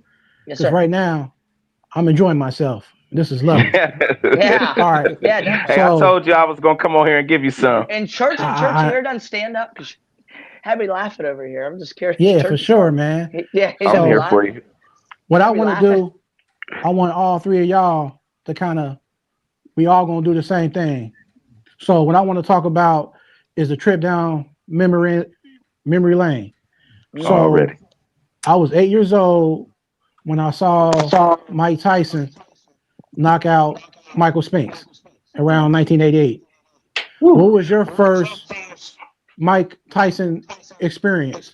How old were you? Oh Oh, well, wow. Jesus. I'll go first. I was I like. Oh, Go go ahead, ahead, buddy. Trey. No, I No, I think was. Go my ahead. first experience with him with Tyson, like a fight, was probably I think I was maybe let's see, I'm 36, so I was probably it would have been probably the first Holyfield fight, and but then I went back and watched all the Tyson fights, obviously. But I just my grandpa was like, dude, you got to watch this. So we watched it because he's one of the few people I remember him distinctly saying something to the effect of, I think Holyfield or not Holyfield, yeah, because I think Holyfield's going to get in his head. But I didn't know much about boxing then, so but I just remember him, and then it happened. What happened. I'm just like, okay, and then I'm just like, wow, he must have been. But I mean, just watching Tyson, you've seen the speed and everything. You're just like, as a kid, you're like, whoa, like I'll never just forget it, man. I was coming home from Godfather Pizza. I had just bought a pair of Nike Air Dunks. They were white and red, and I had I the had Scottie saved up Pippen this shoes back money. then. This was now, mind you, this is 1984. 1984. I had just bought the Dunks with some saved up money, and I went and bought me a single pizza from Godfather's Pizza. And I came home and I was looking to see this little Harlem Globetrotters thing that normally comes on Saturdays. And ABC's Wide World of Sports was coming on, and it had Mike Tyson versus Jose Roberta. And that was the first time I ever seen Mike Tyson fight. He had on the gray trunks with the blue and white Adidas with the tongue flapped down. And he did a devastating knockout. And they was calling him Kid Dynamite back then. They wasn't calling him, Iron Mike. They was saying Kid Dynamite, And they was, he had to go to with the cow lip ripped hair, if y'all remember. Do you want a quick side note? You know where he got Kid Dynamite from? He was, I believe, Mike Tyson's favorite fighter that he liked was Jack Dempsey, and Jack Dempsey used to be called the Kid, so they added Kid Dynamite because that was his favorite. Yeah. I didn't know that. I read that in was it Burt Sugar's Facts on Heavyweights or something like that. It was, I had the book somewhere, but Burt Sugar. And if I'm not mistaken, I think Mike also wore the all black trunks. And no socks because Jack Dempsey and the haircut. Dempsey had the same, and he wore those socks. This was the Mike Tyson before he won the title. This was the Mike Tyson that was becoming a sensation. He had fought that fight in Albany, New York, I might add, if I'm right. He was just an exciting new young fighter that was, people was touting to be the next, big thing since Ali. And, he came on because I think after that fight or before that fight, in that fight, they went to Tim Witherspoon versus Larry Holmes. In that fight where I think Holmes edged out a decision. But Mike Tyson was like, is that the one where they thought Holmes lost? Like people were saying absolutely. Some people thought Larry Holmes lost to Tim Witherspoon in that fight. I went to the comic section on YouTube. I've watched that fight a couple times. People thought he definitely that at least the draw or that. And it was a controversy when he fought Spinks. I think he fought Michael Spinks twice. Yeah, I haven't seen the comments on that. I just remember what churches. I thought Holmes won both fights. I thought you can't beat a champion the way that Spinks won it and take the title from him. I thought you had to take it from the champion. Yeah. You got to take it from the champion. But I will say that I thought that in the first fight, at least, Mike did things that we didn't know he was going to do, and I think that was so impressive. And Larry tried to box him the first 4 rounds instead of, I'm a heavyweight. Let me go in here and impose who I am and punish you. And Larry went in there and played his game. And by the time Larry tried to change it, we're in round 7 and 8, And Mike really impressed people because he stayed. He stayed the course. I just want to say, when I saw Mike, even as a kid, and then I got older, I'm like, but as a 6-year-old, you see the speed and everything, even though the first one, how it turned out, just the fact that you see when you just see it, like you're like blown away. You're like, how can a human be that fast and hit that hard? And you're just like, well, with Michael Spinks in particular, who I was speaking on, he was a great light heavyweight and a great amateur. And he had a lot of fights on Wide World Sports, which we used to always be able to capably watch good fights on every Saturday and sometimes Sunday. I watched him fight Eddie Mustafa Muhammad, Dwight Quaye, who used to be Dwight Braxton. He fought Matthew Saad Muhammad. He beat all the guys that you would have thought that he was going to lose. Mike he was the Spinks jinx, And it was just those were some of the great moments in boxing back in those days with Wide World Sports, and I thought that he was crazy going up to heavyweight, but Larry wanted to have an easy 49-0 and it ended up being 49-1. Well, Tyson to me real quick, to me is he achieved something that, like, as a heavyweight that maybe 2 or 3 guys ever did, as far as like the level of fame. Ali, Jack Dempsey, those guys where they could draw 100,000. He achieved that level of. Well, Mike Tyson was a great drawing fighter because he gave people who were casuals. Yeah. He gave casuals what they wanted to see, a knockout.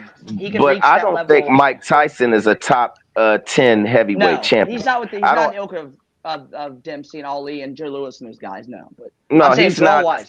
He's not even drawing only. Yes, but he's not over a Van. Okay. No, I'm sorry. I was just saying. Yeah, I agree with you. Right. I don't think he's over Evander. I don't think he's over Lennox. I don't I don't have him over Larry Holmes, even though he beat old Holmes. I don't have him over Larry Holmes. whenever Mike Tyson fought a fighter that had a heartbeat that fought him back, Yeah. he lost. Well, I used to live in Columbus, and Buster Douglas lived up there, and he lived like 15 minutes away from it. And you would see him at the store once in a while. And I went up and said hi to him and stuff. I said hi to him and stuff, and I'm like, hey man, like I just said, hey, can I get a picture? Got a picture. But my brother's like, man, I wonder what he thinks going around. Like, I could say I beat Mike Tyson. Like, just like we didn't ask, but it's just like, imagine you can go around and you can see. You know what I mean? That's got to be something cool. Well, I mean, Buster always had the ability. You know, a lot of people look at that win and they look at it as a admiration, like some lucky draw out the sky, or Mike wasn't focused. But a focused Mike Tyson with Buster that night would have still possibly lost. I mean, Buster had all the intangibles. Buster was able to be.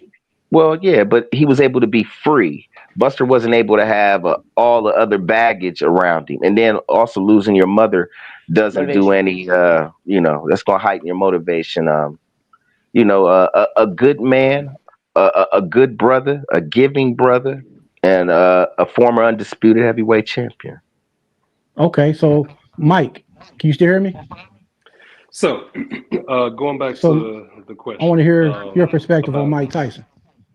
Well, so I'll go back to your question about, what was the first fight. So, and then I'll actually go into Tyson because it is about Tyson. The first fight I remember was the ear biting. So it was Evander Tyson 2. That was 1997, June, July-ish. So I was 9 years old.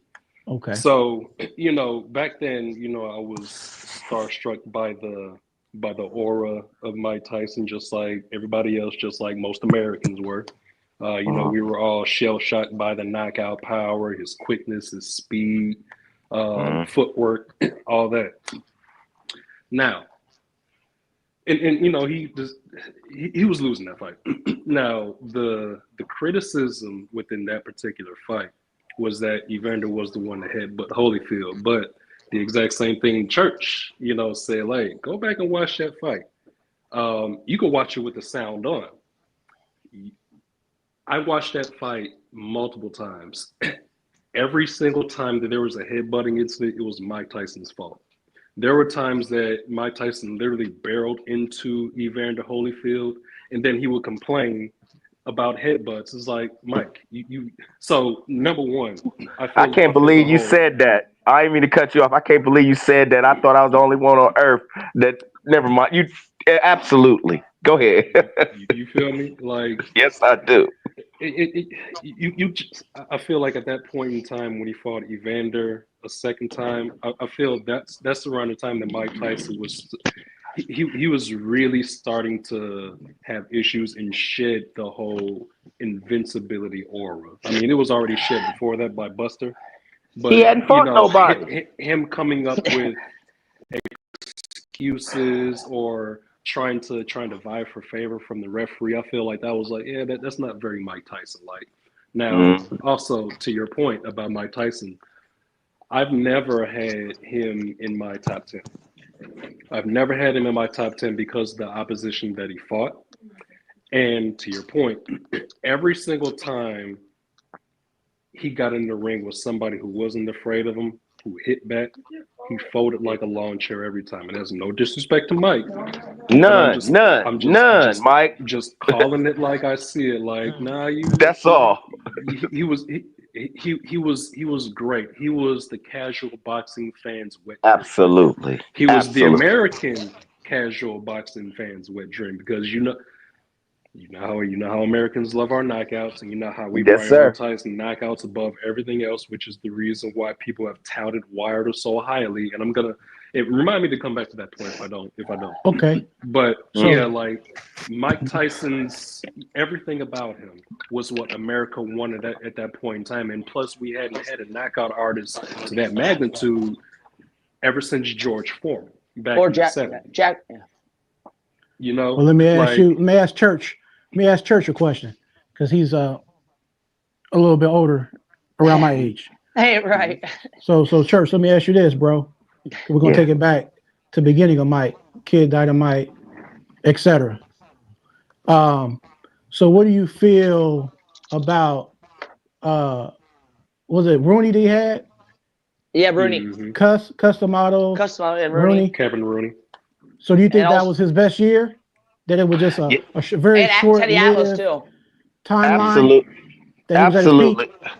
I actually think Mike Tyson's peak was the fight after Michael Spinks. That was the end of Mike Tyson, and I think that was Carl the Truth Williams. That was the end of Mike Tyson. Mike Tyson lost his ambition with the at the moment he won the title. I know that sounds crazy, Mhm. but the Mhm. moment he won the title, the ambition was leaving. You know, I mean, it was already. I mean, it was there. That Burbick fight, it was there, but that was it. That was like his peak. A lot of people don't know that. In Mhm. terms of a focus, concentrated, self-centered on boxing Mike Tyson that could look or possibly be unbeatable, that was your best you was going to see Mike. After that, Mike was being yes man and pat Mhm. on the Yeah. back, the fire, and like I said, y'all, with money, you're talking about a man that was 20 years old.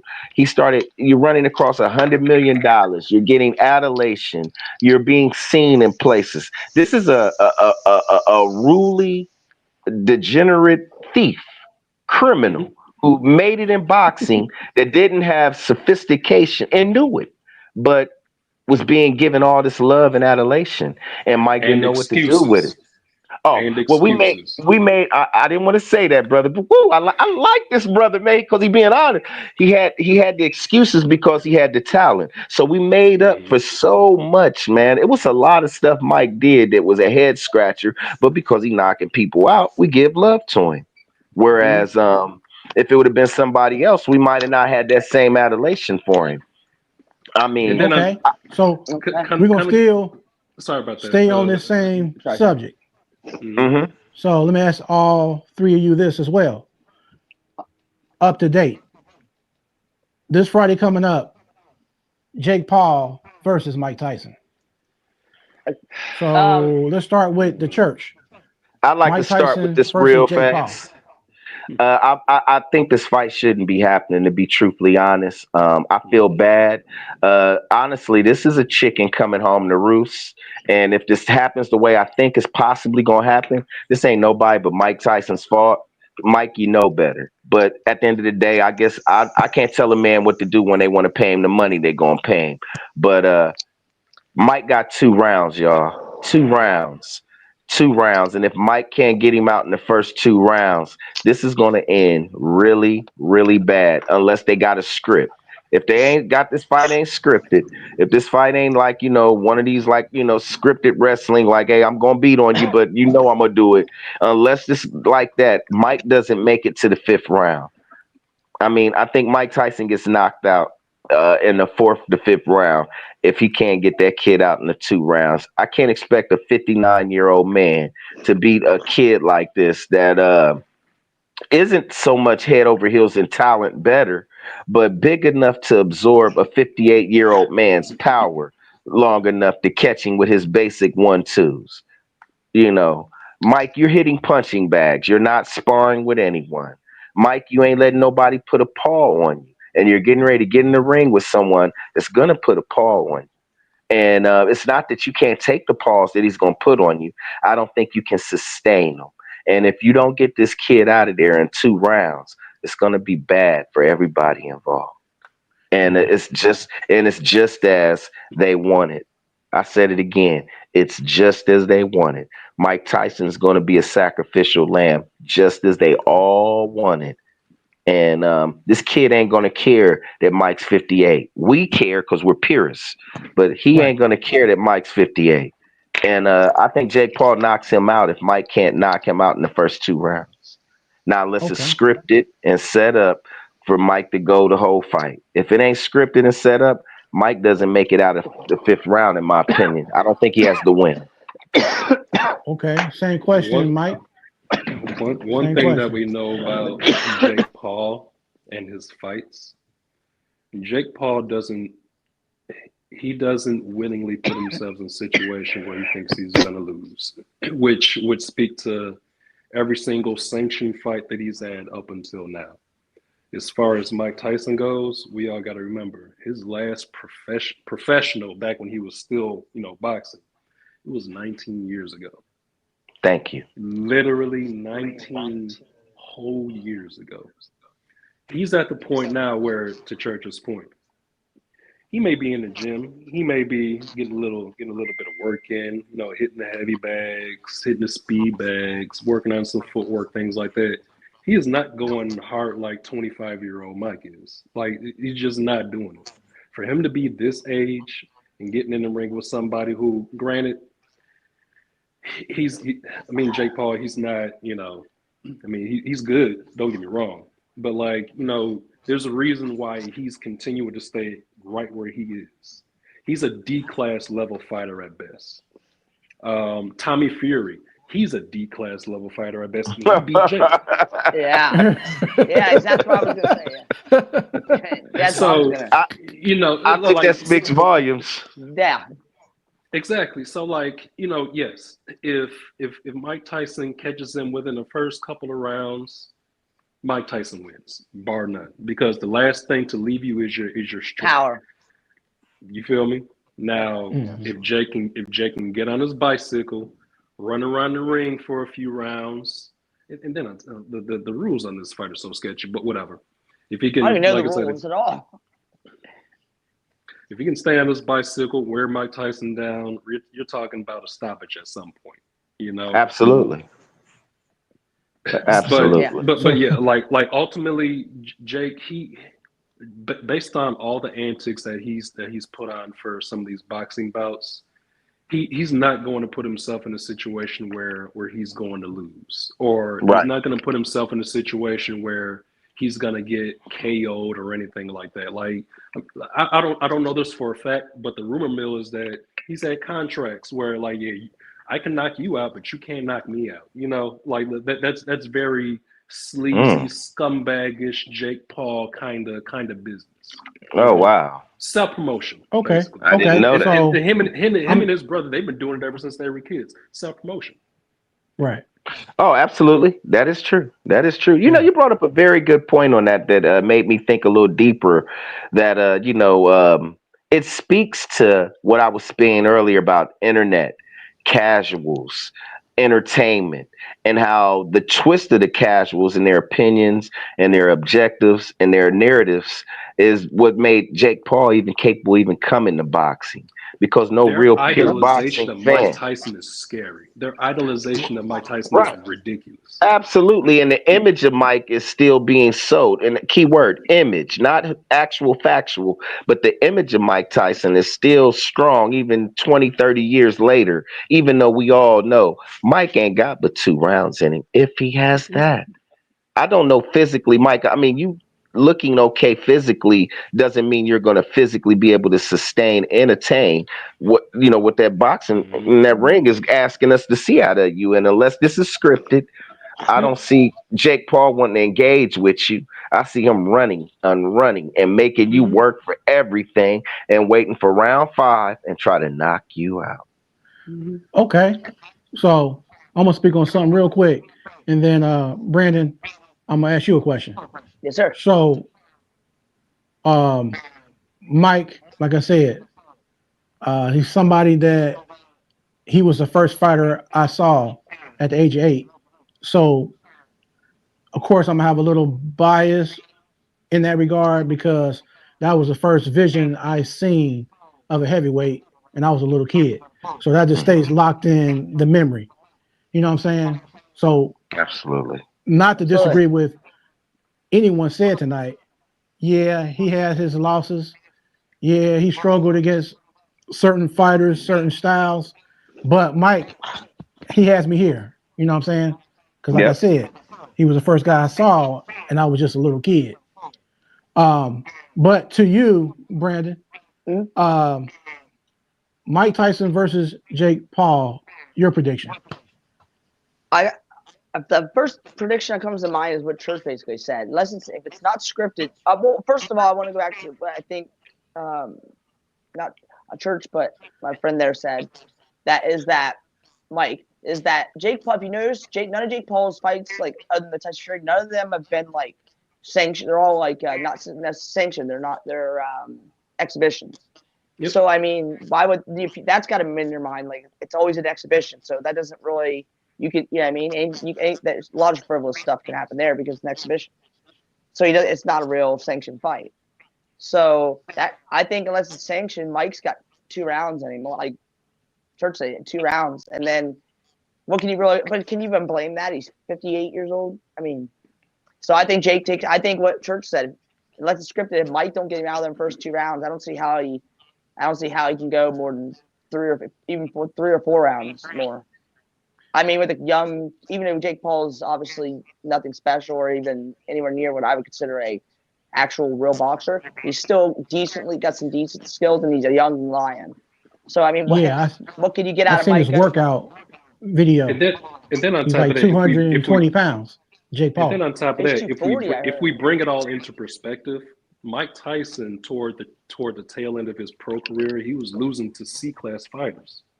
Thank And you. also Tyson never really had the greatest chin when he got cracked. Mm-hmm. And so and that doesn't. I mean, that when you're 58, is it going to get Hold better? on. Let me stop you right there, bro. I disagree that Mike that's fair. doesn't have a great chin.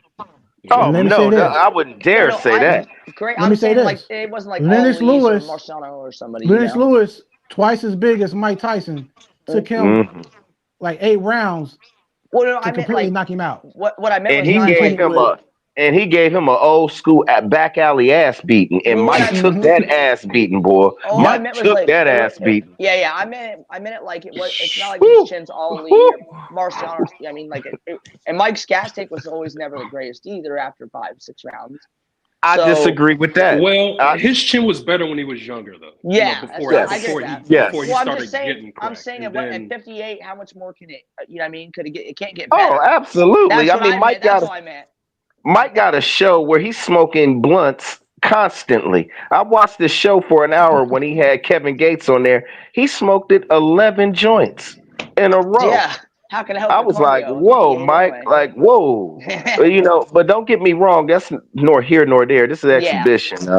I mean, we all know, and it really speaks to it. I mean, Jake Paul knows he doesn't have to be taken serious, and he'll be taken serious because, I mean, if he fights just a C-level average fighter with 10 wins and 10 losses, he'll get knocked out. A guy that's an actual boxer, not somebody that's just used to wrestle or used to play football or used to play basketball. No, I'm talking about just a fighter, an average bum. I'm talking like for instance, that guy that just fought Kaysan Davis would knock a Jake Paul out. Oh yeah, because I mean. It's Ty just Fury's not even a D level fighter. Fight an actual fighter for us to believe you. But we're never gonna have to see that probably. And he's kind of like I say with the Davis, the Devins and the Shakirs and some of them. He's just looking for that big multi payday. He's gonna get a good payday, y'all, next week. Whether we like it or not, I'm trying to tell you, delusion and what entertains certain fans, these casuals, is minimal. I mean, I believe that they're going to probably get 500,000 pay-per-view buys, if not more. And it's not because this is some great spectacle. This is because it's Mike Tyson and just the chance to see him again. And then you got a lot of people who are going to tune in because they want to see a massacre. They want to see Mike Tyson get slaughtered. And I'm going to make me some chips and a brisket and invite a bunch of buddies over for beer to watch Mike get his ass knocked out. I'm telling you, man. I mean, you could think of other scenarios. We could get a bunch of guys like Eugene get together. Mike was my idol. He was my first heavyweight that I saw. I'm going to tune in because I love Mike. I mean, think of it's so many different scenarios for why. There's also the people that, oh my God, I just want Jake Paul get knocked out as well. That hoping and praying it could happen. Yeah, you got a few that might actually do that. That's what I'm saying. There's going to be a few that are, hey man, I just pray this kid gets caught. This fight is so significant among casuals. One of my friends, she's a woman. She doesn't watch boxing at all. I asked her, "What are you doing next weekend?" She says, "I'm gonna be watching the fight." I'm like, "Watching the fight?" My girlfriend even wants to watch it. My girlfriend's like, I want to watch it You too. see what I'm saying? You I'm see like, what I "What are you said? talking about?" Yeah, my girlfriend's like, I want to watch that fight. I'm like, okay. And she's Hey, like, this fight is gonna sell, man. It's gonna sell. it's It's got gonna to. sell. I mean, it's a good business move. I mean, Oh yeah, you 100%. can't be in Jerry's world. They're fighting in Jerry's world. You know how Yeah, much money that's gonna require? Yeah, So they know before we know how much they know they're gonna. it's gonna be about back 30 up to the bank trucks. 50,000 people. It's gonna be Back like, up the well, Brinks yeah, trucks. yeah, and you're gonna probably see Amanda Serrano on the undercard. Yep, I was just about to say that. She's on there. Because Yeah. oh, you're So what do you think lying. about that? What do you think about Hey, Serrano I think versus Katie Taylor again? I think that I mean it's a good fight. I thought Serrano won the first time.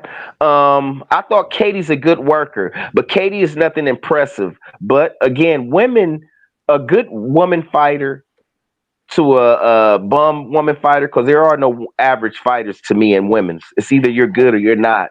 And it's no knock on women who are competing. I'm not saying that. I'm just saying there is no in between with women's boxing. You're good or you're not.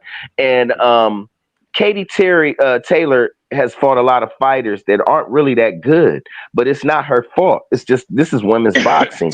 And the same with Amanda Serrano. She's been promoted well, but let's just be real. Y'all want to make some money? Amanda, you know you got to fight Alicia Bumgarner. You know that's gonna sell some money. Like Alicia, keep Amanda's name out your mouth. Keep Clarissa's name out your mouth. You're not gonna ever fight her. She will kill you. She's the most accomplished. I mean, I have to be honest. There's things about Clarissa Shields I do not like, but I would be lying if I said she's not the greatest female boxer that ever lived. She's the most accomplished female boxer that ever lived. She's got the most beautiful body work technician from a female that I've ever seen in my life. Better than Layla Ali? I would say Layla Ali's my favorite. Clarissa Shields. Clarissa head Shields over. She's the most. Clarissa Shields currently right now. She's the most decorated. But female is she champion better all that's ever time been. than Layla though? Is she better? Man, she would kill Layla. She would kill Layla. I think Layla had the X factor. Layla was putting you to bed. I think she will. I think she will whoop. I think once Layla realized she can't knock Clarissa Shields out, is the fight's over. Because if we be honest here, I'm glad you brought that up. Let's be really honest here for a second. Layla Ali was the biggest fraud in boxing history, but she lived off her daddy's name. Name one fight that she fought that was a good fight. Just one. No. Don't name one. Name a half of one. She don't have one single. Christian Martin, Martin. That was a 35-pound difference. She came up to fight that lady. 35 pounds. Now you'll fight Chrissy Martin, but you won't fight Ann Wolf. You'll fight Chrissy Martin, but you wouldn't fight Lucia Riker. It's another fighter that she ran from that really won't get known because she was such a street fighter and was so rugged that she just didn't have the coof to be able to be a woman's fighter. It was Tiffany Logan too. Those three fighters, Layla, no, I was supposed to fight them. And she never did. Clarissa Shields out, I guarantee it. Wolf was sleeping. I remember she was scary sleeping women. She living off of beating Joe Frazier's daughter, who's a lawyer who only fought one fight. I agree, but you can tell she has power. Like you can tell. I mean, Chrissy Martin was a supposed legacy fight, but what's a legacy when you're fighting a lightweight and you're a middleweight? Right. I mean, Christy Martin was a lightweight. So, I mean, I'm not going to let y'all forget that. I mean, Layla Ali never really accomplished anything. Nothing. She never fought nobody. She didn't want to fight Ann Wolf because she knew I can't knock Ann Wolf out. I would have to beat this girl for 10 rounds, and I don't have the skills to go 10 rounds fighting. But I do have what it takes to knock her out, like everybody she's ever fought. I mean, you beat a 52-year-old grandmother. I ain't gonna forget that. I'm not. Do y'all remember that fight? Yeah, that lady was a Go back and look at her. It's on Just go YouTube back. meme. She had It's the on YouTube, white. Ross. She had the white wife beater on. Y'all can't trust me. You're gonna see it after the fight. BT, because BT helped promote that fight. He told her husband at the time said, "Well, we know she fought a nobody, but she did what she was supposed to do." No, you're in there bullying people who don't really know how to fight at all. The talent level was so high and so low back then than it is today. The But we OnlyFans are all coming to your knew. head, church. Like, her excuse for not fighting Ann Wolf was, we need more people to want to see the fight. Do you know half the world don't even want to see women fighting, period?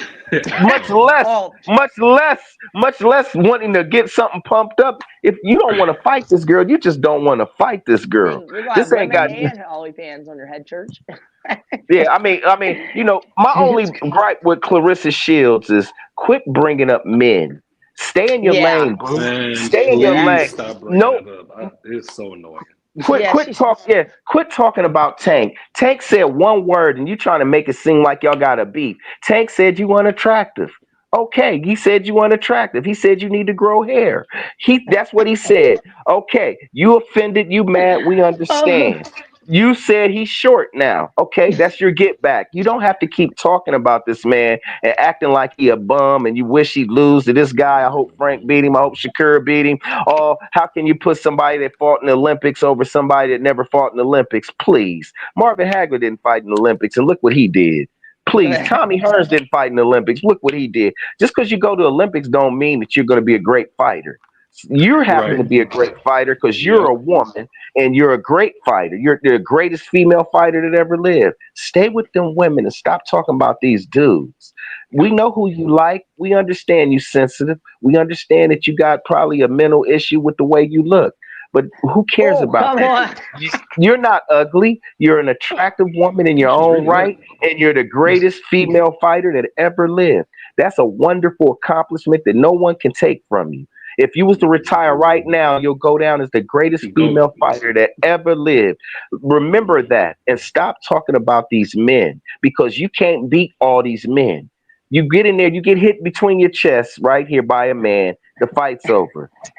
It's over. And it's got nothing to do with skills. It got to do with you bear children, your body type. So let's quit playing that. Like, like we have to stop, man. I remember when they tried to do that with Ronda Rousey. I'll knock Ronda Rousey's head off. So what you think Floyd Mayweather gonna do to her? Stop it. I mean, we have to stop that. But the moment I put my hands on a female, you're gonna say I'm a woman beater. But you want to see me beat this woman? Stop it. And that's the exact reason why Keith Thurman kind of shrugged off that whole thing about I remember he was smart. Right. He was like, nah. Didn't she get dropped by a guy in sparring? She got dropped by that one guy in sparring? Average guy, too. Yeah, he wasn't even a real fighter. She said he had, like, his gloves are loaded or something. Yeah, I was glad Keith Thurman touched up. I thought Keith was going to egg her on. But, after he blowed her off, she keeps talking about him. Says She keeps talking about him like she can fight him. I want to fight him. He will kill you. He will kill you. Like, do you know he went in there and lost against Manny Pacquiao? What do you think he's going to do to you? Please, yes. It's just, I just don't get it. Like, I don't get it. Like, stay in your lane, boo. You not that tough when it come to men, but you're the toughest when it come to women. Yeah, and she doesn't need to do it. She doesn't need to do it. She has a brand. I mean, like, yeah, you don't need that. And that's all I'm saying. And I hope she sees this show and understands it's all love. But you don't need to do that. You're already in you're in a lane that will last forever. Your story is so compelling. You have a real story. Clarissa, you got a real story. A real coming apart. Really came apart. You really had hardships that other people had. Mm-hmm. There ain't no other woman fighter that can say they've been through the things that you've been through. Definitely couldn't know Layla Ali. So remember that. You're about to make a lot of good money this way. Mm-hmm. And she's got a brand. I just don't make sense because they're working on a movie. Brand. It's like if she didn't have a brand and was trying to expand it, I understand. But you're already the biggest female fighter in the world. Like what? Like, it makes you know what I mean? Why do you need to do that if you're already the biggest female fighter in the world? Well, I That's the part think I what don't it get. is it's an ego thing. I get it completely. I know why she's doing it. She wants to be recognized. Don't get me wrong. The boxing world recognizes her, but the world don't. They're going to Okay. recognize a Katie Taylor. They're going to recognize an Amanda Serrano. They're going to recognize maybe Alicia Baumgartner. Maybe Taylor Alicia's trying to Mayer. mind you, it's not that they're better than her. See, Yeah. Alicia's trying to play that I'm a pretty girl, I'm a compelling girl, I'm a girl y'all want to look and see. Katie, she's not saying anything. You know what privilege Katie's pimping off of. And Amanda, Oh, she's smart enough to get with a promoter that understands that, hey, I can sell this girl and make good money, and she's popular, and she's tough, and she's got a bracket. She's got a country supporting her, Puerto Rico, New York. That's all they ever have her at, and she sells. It's good business. it is. Alicia doesn't have that, but Alicia found her niche. I'm gonna keep fighting in Detroit. I'm gonna keep fighting at that Little Caesars Arena. That's your niche, boo. If you're not Yep. going to go over to the UK, you're going to have to fight over here, find your niche, and keep going. Keep screaming on these females. Keep being tough and rough and aggressive with them. But leave these men alone, Yeah. please. Especially when you're already Make, been established. I don't. yeah, because you're not looking like a bully to them. They're looking at you like, hey, I don't want to say nothing because it don't look good me talking back Yeah. to a female. It don't look Yep. good Yeah, me that's true. telling me Yep. what I mean, who are you playing? It's I just just You've don't got I get low it. you've got IQ in this level ring and bully. fought some of the top fighters in the world. Now you want me to talk shit to a woman? That's not gonna happen. Well, she's like Yeah. the lowest IQ move ever. Again, I'll say it one more time. You're established as the best female boxer on the planet. You're not. You don't need to go out and try. It just don't make sense. I mean, like from a business stance, like why? You know something? I don't mean to cut in or move to No, go another ahead. No, you're arena, good. but I would like to touch this. It's really good that you're allowing us to speak freely, but with really good commentary on and content that speaks to boxing from a real open-minded standpoint. But I say that to say it's a lot of times I've lately, especially over the last 6 to 8 months, I've seen fighters get on these podcasts. And these podcasters, either they must like them or respect them or don't want to deter them. And there's real questions that need to really be asked that aren't being asked. And these fighters are going on throwing their egos and their image around on their podcast, and they're not really speaking to what they are and what they aren't. Like, when I sit back and I sit and watch Shakur, who I thought did a horrible job with coming on Mill City talking to Kenny. Kenny exposed that, really you got your teeth knocked out against Tank in the sparring, but yet you won't call him a liar. You want to say it's cap why you left, but you ain't say it's cap that your teeth didn't get knocked out. Oh, Um, I mean, we know. Then he says, "Hey, look, Loma doesn't want to fight you because I see that he's trying to get out of the fight. I'll fight you in November." You say that. Kenny says, you don't want to fight Tank. And he says, yeah, I'll take him. Just treat me like you treat Loma. He said, all you got to do is you know who to talk to. I'm not the promoter. You know who to talk to and go get your people to talk to him and you can be the one. And then he turns and goes quiet and they let him. Like when he getting on these things, let's talk about that, brother. Why'd you say you wanted to fight him in November if you wasn't? Everybody knows you're gonna fight Zepeda next, so why act like you want to fight Tank when we all know you're gonna fight Zepeda? Same with Keyshawn. You're screaming this, light skin that, but we all know that you're set to fight Barancha next. So why are you acting like you're gonna fight Tank? You're not fooling me, but the casual fans are like, yeah, see, Tank ducked him. He should have fought.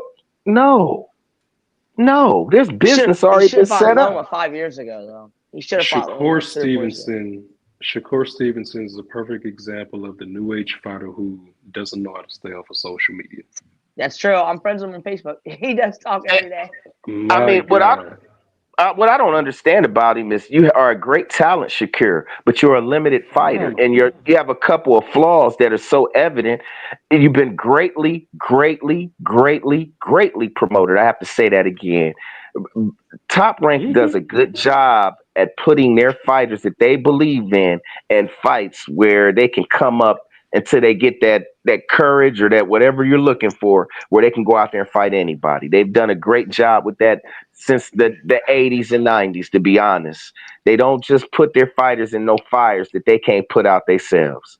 But I mean, I can't wait for people to understand that this cat don't really have good defense. I'm really blown away by how he's even compared to Pernell Whitaker, any of them with his defense when all you do is Lloyd jump Pep, back. yeah. You No. you never Right. duck punches. You never get inside close and jab, feint, twist, curve. You don't. All the great fighters know how to jab, twist, curve when they get in close. You don't even want to explore going in there. Pernell would go in there. Floyd would go in there. Roy would Lloyd go in Pep. there. Lloyd Pep. Tank I've seen go in there. I keep hearing you say Willie Pep. Can you name one great fight Willie Pep fought? Henry Armstrong. Uh-oh. Who? Henry Armstrong. Henry Armstrong. Yeah. That was a great fighter. In fact, that's a top 10 greatest fighter ever lived. Yeah, exactly. The first Hammer and Hank. multi-champion ever. Hammer and Hank. Yep. That's good. Saying that is enough for me. You said a great fighter that he fought, Willie Pep. Did Willie beat Hank? No. Thank you. Okay, so quit saying Willie was so great. Well, but he fought. I mean, but he did have great defense. No, Willie is an all-time great. I Yeah. won't take any validity to that guy. Great fighter, one of the first fighters to ever beat a fighter in a round without throwing a punch. Go back and look at the history. I know Willie Pep. As far as defense, we can throw in Nicolino Loach. And James Toney. Well, James Toney, I was never a big fan of James, but I was a big fan. Now, I say that to say this because I'm a boxing purist. I was never a big fan of James. James the man. But, man. Can I tell you a backstory? The most. James Toney? Oh, yeah, please. This is something that I was talking to one of my guys. He's a boxer. So when y'all get time, look up Patrick Can. I can inbox you the name. He's in the boxing group. He's a boxer out of Philly. He didn't fight a whole lot of fights. But, when you see him get down, he was slick. But he told me some inside stuff. He said, man, James Toney was weight drained against Roy Jones. He said, I'm not hating on RJJ. He said, but you notice he took that fight, that victory, and never looked back like, I'll give you another shot. No, he didn't. I'll say this, right? You're talking to someone that's completely enthralled with Roy, and I think you knew that, Eugene. So tread lightly. You know how much I love. Okay, so now, but I'll say this. But one thing about me is the truth is my trump card. As long as we're speaking the truth, I don't see how I can ever be biased or rebuttal to the truth because it's always supposed to set us what? Free. Set us free. So, you know what I'm saying? So, but I'll say this. I know the semantics of that fight. James Toney just got through beating Prince Charles Williams. Okay. And James was talking about going up in divisions. But he said, because James had that ego back in the day, I'm going to beat that pretty little boy from Florida. That's what he thought he was going to do, mash on him before he left. I think James' ego made him go into that fight knowing that, hey, it's a struggle, trying to still make 168. And James fought that fight out of, I'm better than this kid, not realizing you're dealing with probably the second greatest complete fighter that ever lived than Roy Jones Jr. I mean, only person I've ever seen in terms of complete fighter ever was Sugar Ray Robinson. I mean, we know Floyd is. We know who Floyd is. We know who Floyd is. Who Floyd is. Yes, I said it. We know who Floyd is. Is Floyd, but we talking about complete fighter in every cylinder. There's no one close to Roy Jones. I mean, somebody might look at a knockout to Tarver. If you got to go all the way to 2004 to look at Roy finally get beaten, they'll make you forget that Roy dominated from 1991 to 2004. And the only person that, but Calzaghe beat him in 2009. Yeah. But to be fair, Roy, with the weight shifts. God. That's going to hurt. I mean, I don't like to use that excuse because everybody tries to throw that back at me because they say that's the excuse I use. But you can't go from 215 pounds, which means that on fight night you probably was 220 or something, and then go back down to 175 and think you're going to bring that same strength 5 months later. That's just was asking a lot. But Roy let HBO play him. Roy made a move that Floyd wouldn't allow himself to make. That's why the tables turned and Floyd eclipsed Roy. Roy let his ego And those people talking about show me more, prove to me more. Okay, you beat him, beat this guy. When Roy should have said, hold up. I done proved myself. I fight who I want to fight. You don't tell me. I don't care what you saying when I'm out here fighting these dudes. Ain't nothing you gonna say out here as a commentator gonna change the fact that I'm the best fighter you done seen since 1990, probably since Ali or Ray Robinson. And now all of a sudden you want me to fight this guy and that guy after I proved myself over and over and over. Roy let his ego get to him and he went and fought Tarver. Barely won, and he should have said, hey, I'm done. I'm fighting Tyson or I'm retiring. I'm not fighting the light heavyweight no more. Ego. People said it was close. Ego. When he should have said, hey, everybody have a bad day. I'm moving on. Tarver, you want to fight me? You got to come up to heavyweight. Bad move for Roy. And also, all fairness to Roy, and he did say this, in his older age, he says the reason why he just keeps on fighting is because he loves fighting. So I don't think there is going to be anything that anybody would have been able to do anyway to keep him out of the ring. Yeah. I agree. Fair I point. agree. And you got to understand, it ain't just with Roy Jones. This is something, Mike, as you state the second, that throughout history, all the great ones stayed until they finally got taken out. I mean, if you really want to be honest with you guys, if y'all go back in it, that's what makes Floyd so extraordinary. And that's why I put him up there as second greatest fighter ever is. Ooh, You got to understand. You got to understand something. What was Muhammad Ali doing at 33 years old?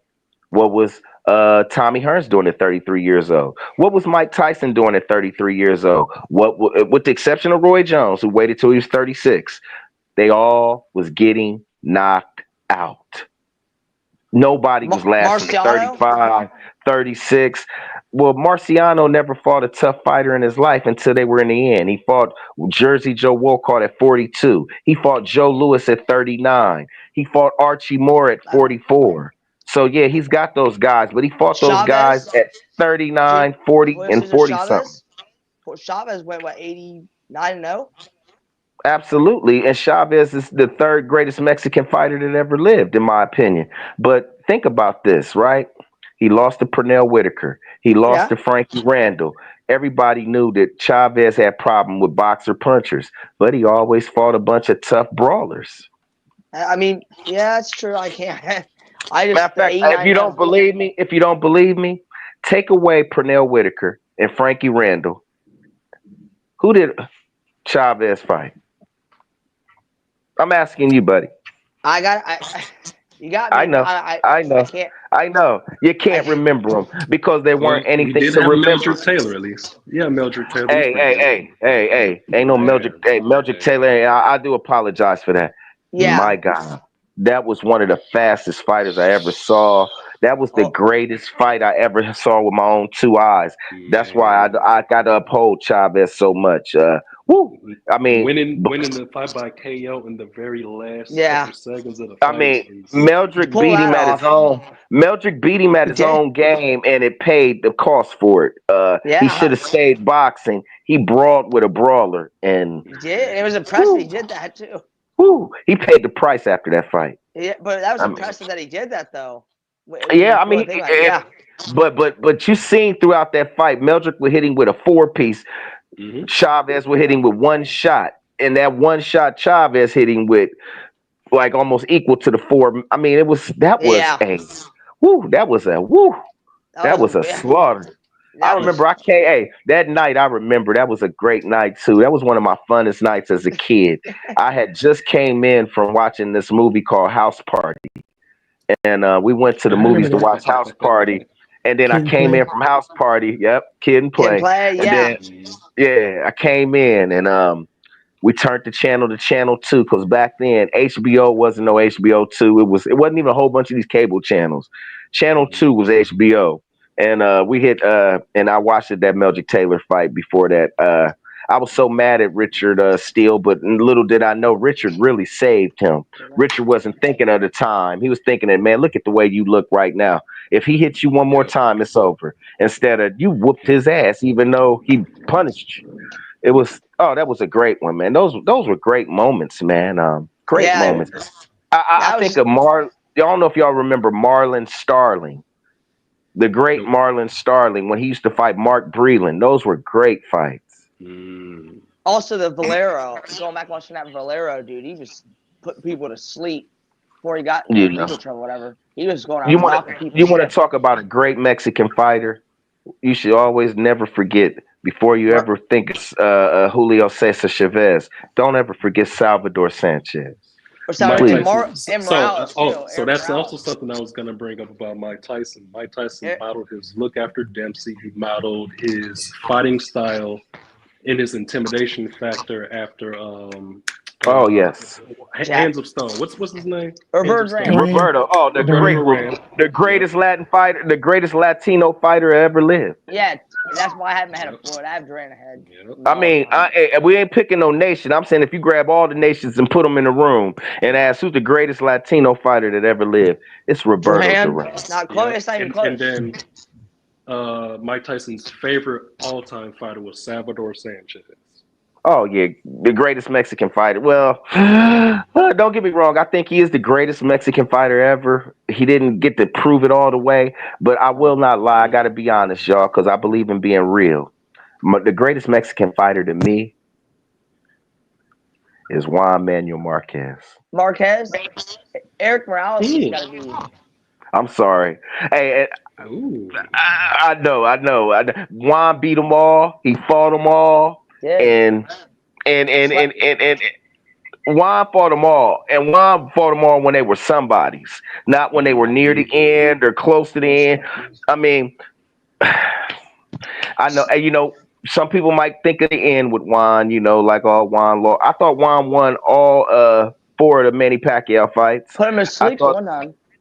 I thought he won at least 2. I thought that if it was one fight you want to give Manny the fight, you can give him the second one. But the first one and the third one and the fourth one, please. That third one, most importantly, he beat him. I couldn't believe that they robbed him. But you know, he settled. He said it. He settled scoring the fourth one. But that but that first one was one of the most magnificent performance of any boxer you ever want to watch. If you want to look at somebody that goes through a fire and they go through a fire and they got to find their way back 1 minute at a time, man, for him to get knocked down those 3-4 times in that first round and then to win every single round after that.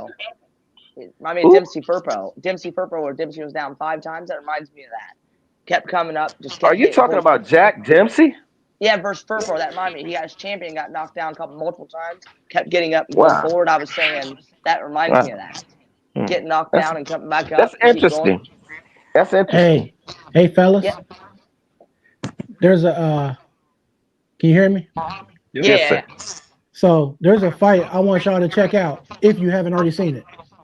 Look up on YouTube Lawrence Claybay versus the Black Rhino. Clifford Etienne. I will. I most Lawrence definitely Claybay will. versus Clifford Etienne. Crazy war. I've seen that fight before. That was a war. That Louisiana monster.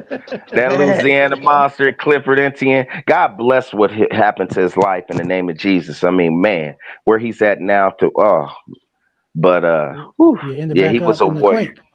He was a warrior though. He was a warrior. He was a knockout machine. You know, kind of reminded me of Ike Abuchi. I don't know if y'all ever remember Ike Abuchi.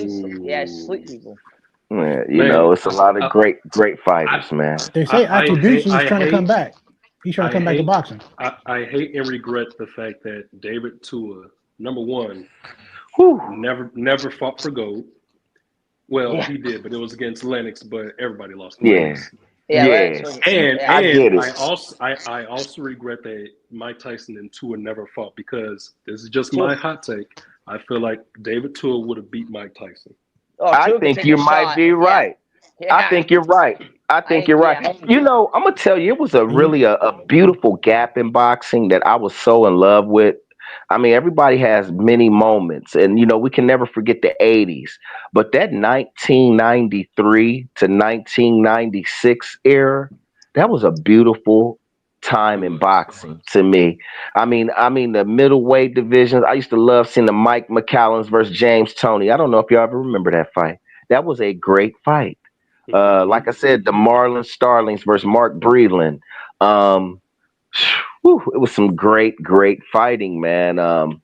Uh, Back when Terry Norris fought Felix Trinidad, great Yeah. fight. I mean, think about all those times. Oh, I remember when I used to Scotty watch. Ward. Hmm. There Yeah, were some wars.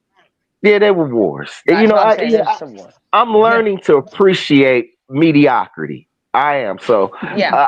I will admit, when those were two mediocre fighters. Well, I'll say it was one Yeah, I agree. mediocre fighter, and the other fighter was actually had talent because, in my opinion, alcohol and cocaine ruined Arturo Gotti. It God, wasn't yes, it just the did. ring. I mean, a lot of people might think. I don't know if y'all remember the early Arturo Gotti. Do you remember the early Arturo Gotti? Yeah, he was quick. He was slick. No, I'm He was talking a about dog. when you first saw him. I'm talking about the Arturo Gotti that was a boxer puncher who knew how to Yeah. bob and weave when he Yeah. fought Tracy Patterson. He That was slick. Arturo Gotti. That Arturo Gotti wasn't a brawler, but I think that Nope. he got big headed because he got a team of you can beat anybody type of people around you, and they turned him into a brawler. He Yep. uh he had a lot of skills, and I think he got caught up into the drugs and the alcohol and the love and being in Jersey City and everybody always giving you all that adulation and forgetting about what got him there.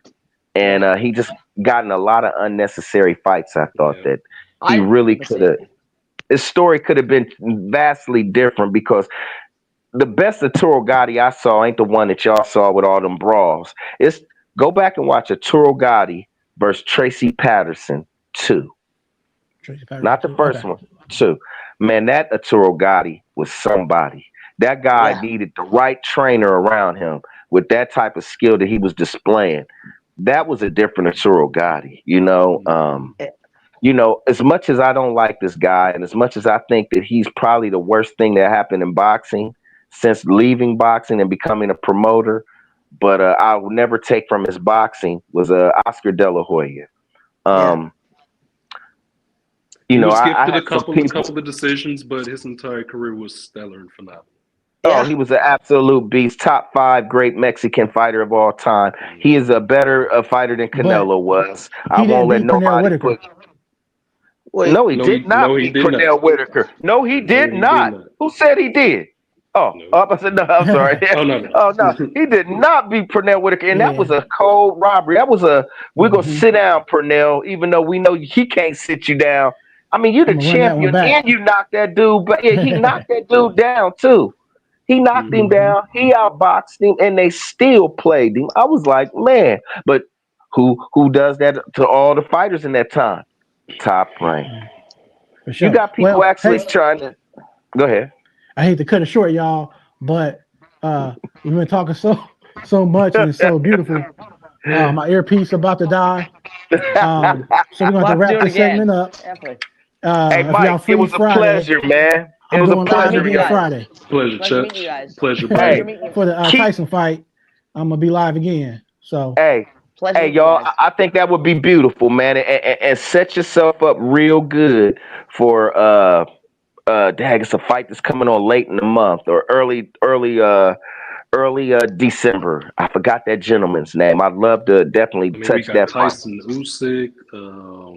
It's is that Tyson Usyk in December, but it's another one. He's fighting for Richardson Hitchens versus Zepeda, if I'm right. I'm looking at Inoue, Goodman, Richardson fight is going to be a very interesting fight, Navarrete, y'all. Valdez. Is it Navarrete or is it Zepeda that he fights? Navarrete is going against Oscar Valdez December 7th in Phoenix. Who, Richardson? thanks, Mark Laurie. Shout outs. Yeah, check out that Richardson fight, and also prepare to watch. It's another good fight that's going to come on that I think is going to. I'm very interested in this fight. It's probably going to go over a lot of people's head, and I keep saying Zepeda, but I know who it is. Tevin Farmer versus Zepeda. Watch that fight. It's going to be very interesting. Tevin has no power. If he had power, man, he'd probably be much further. but he has such good boxing skills. I think he can outbox this kid just like he did Muratalla. In my opinion, I thought he outboxed him, but I understand why they picked him over Tevin. But I hope that doesn't happen again. But that's going to be a very interesting fight. Tevin Farmer versus William Zepeda. Check that fight out. I think Zepeda's is really good. I really I think think that kid's good. I think I if think he you could can't be. hurt Zepeda, he might give Shakur some problems. They're supposed I to think he fight could be next year. next Salvador William Sanchez. I think he's got that kind of. William Zepeda's fighting Tevin Farmer on November 16th.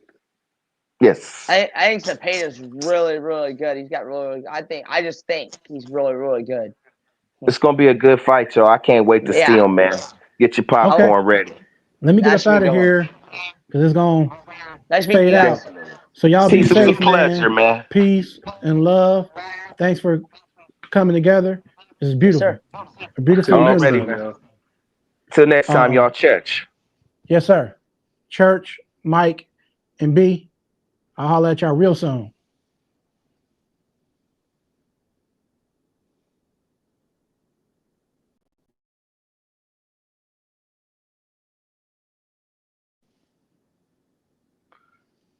Shout outs to everybody who was a guest today.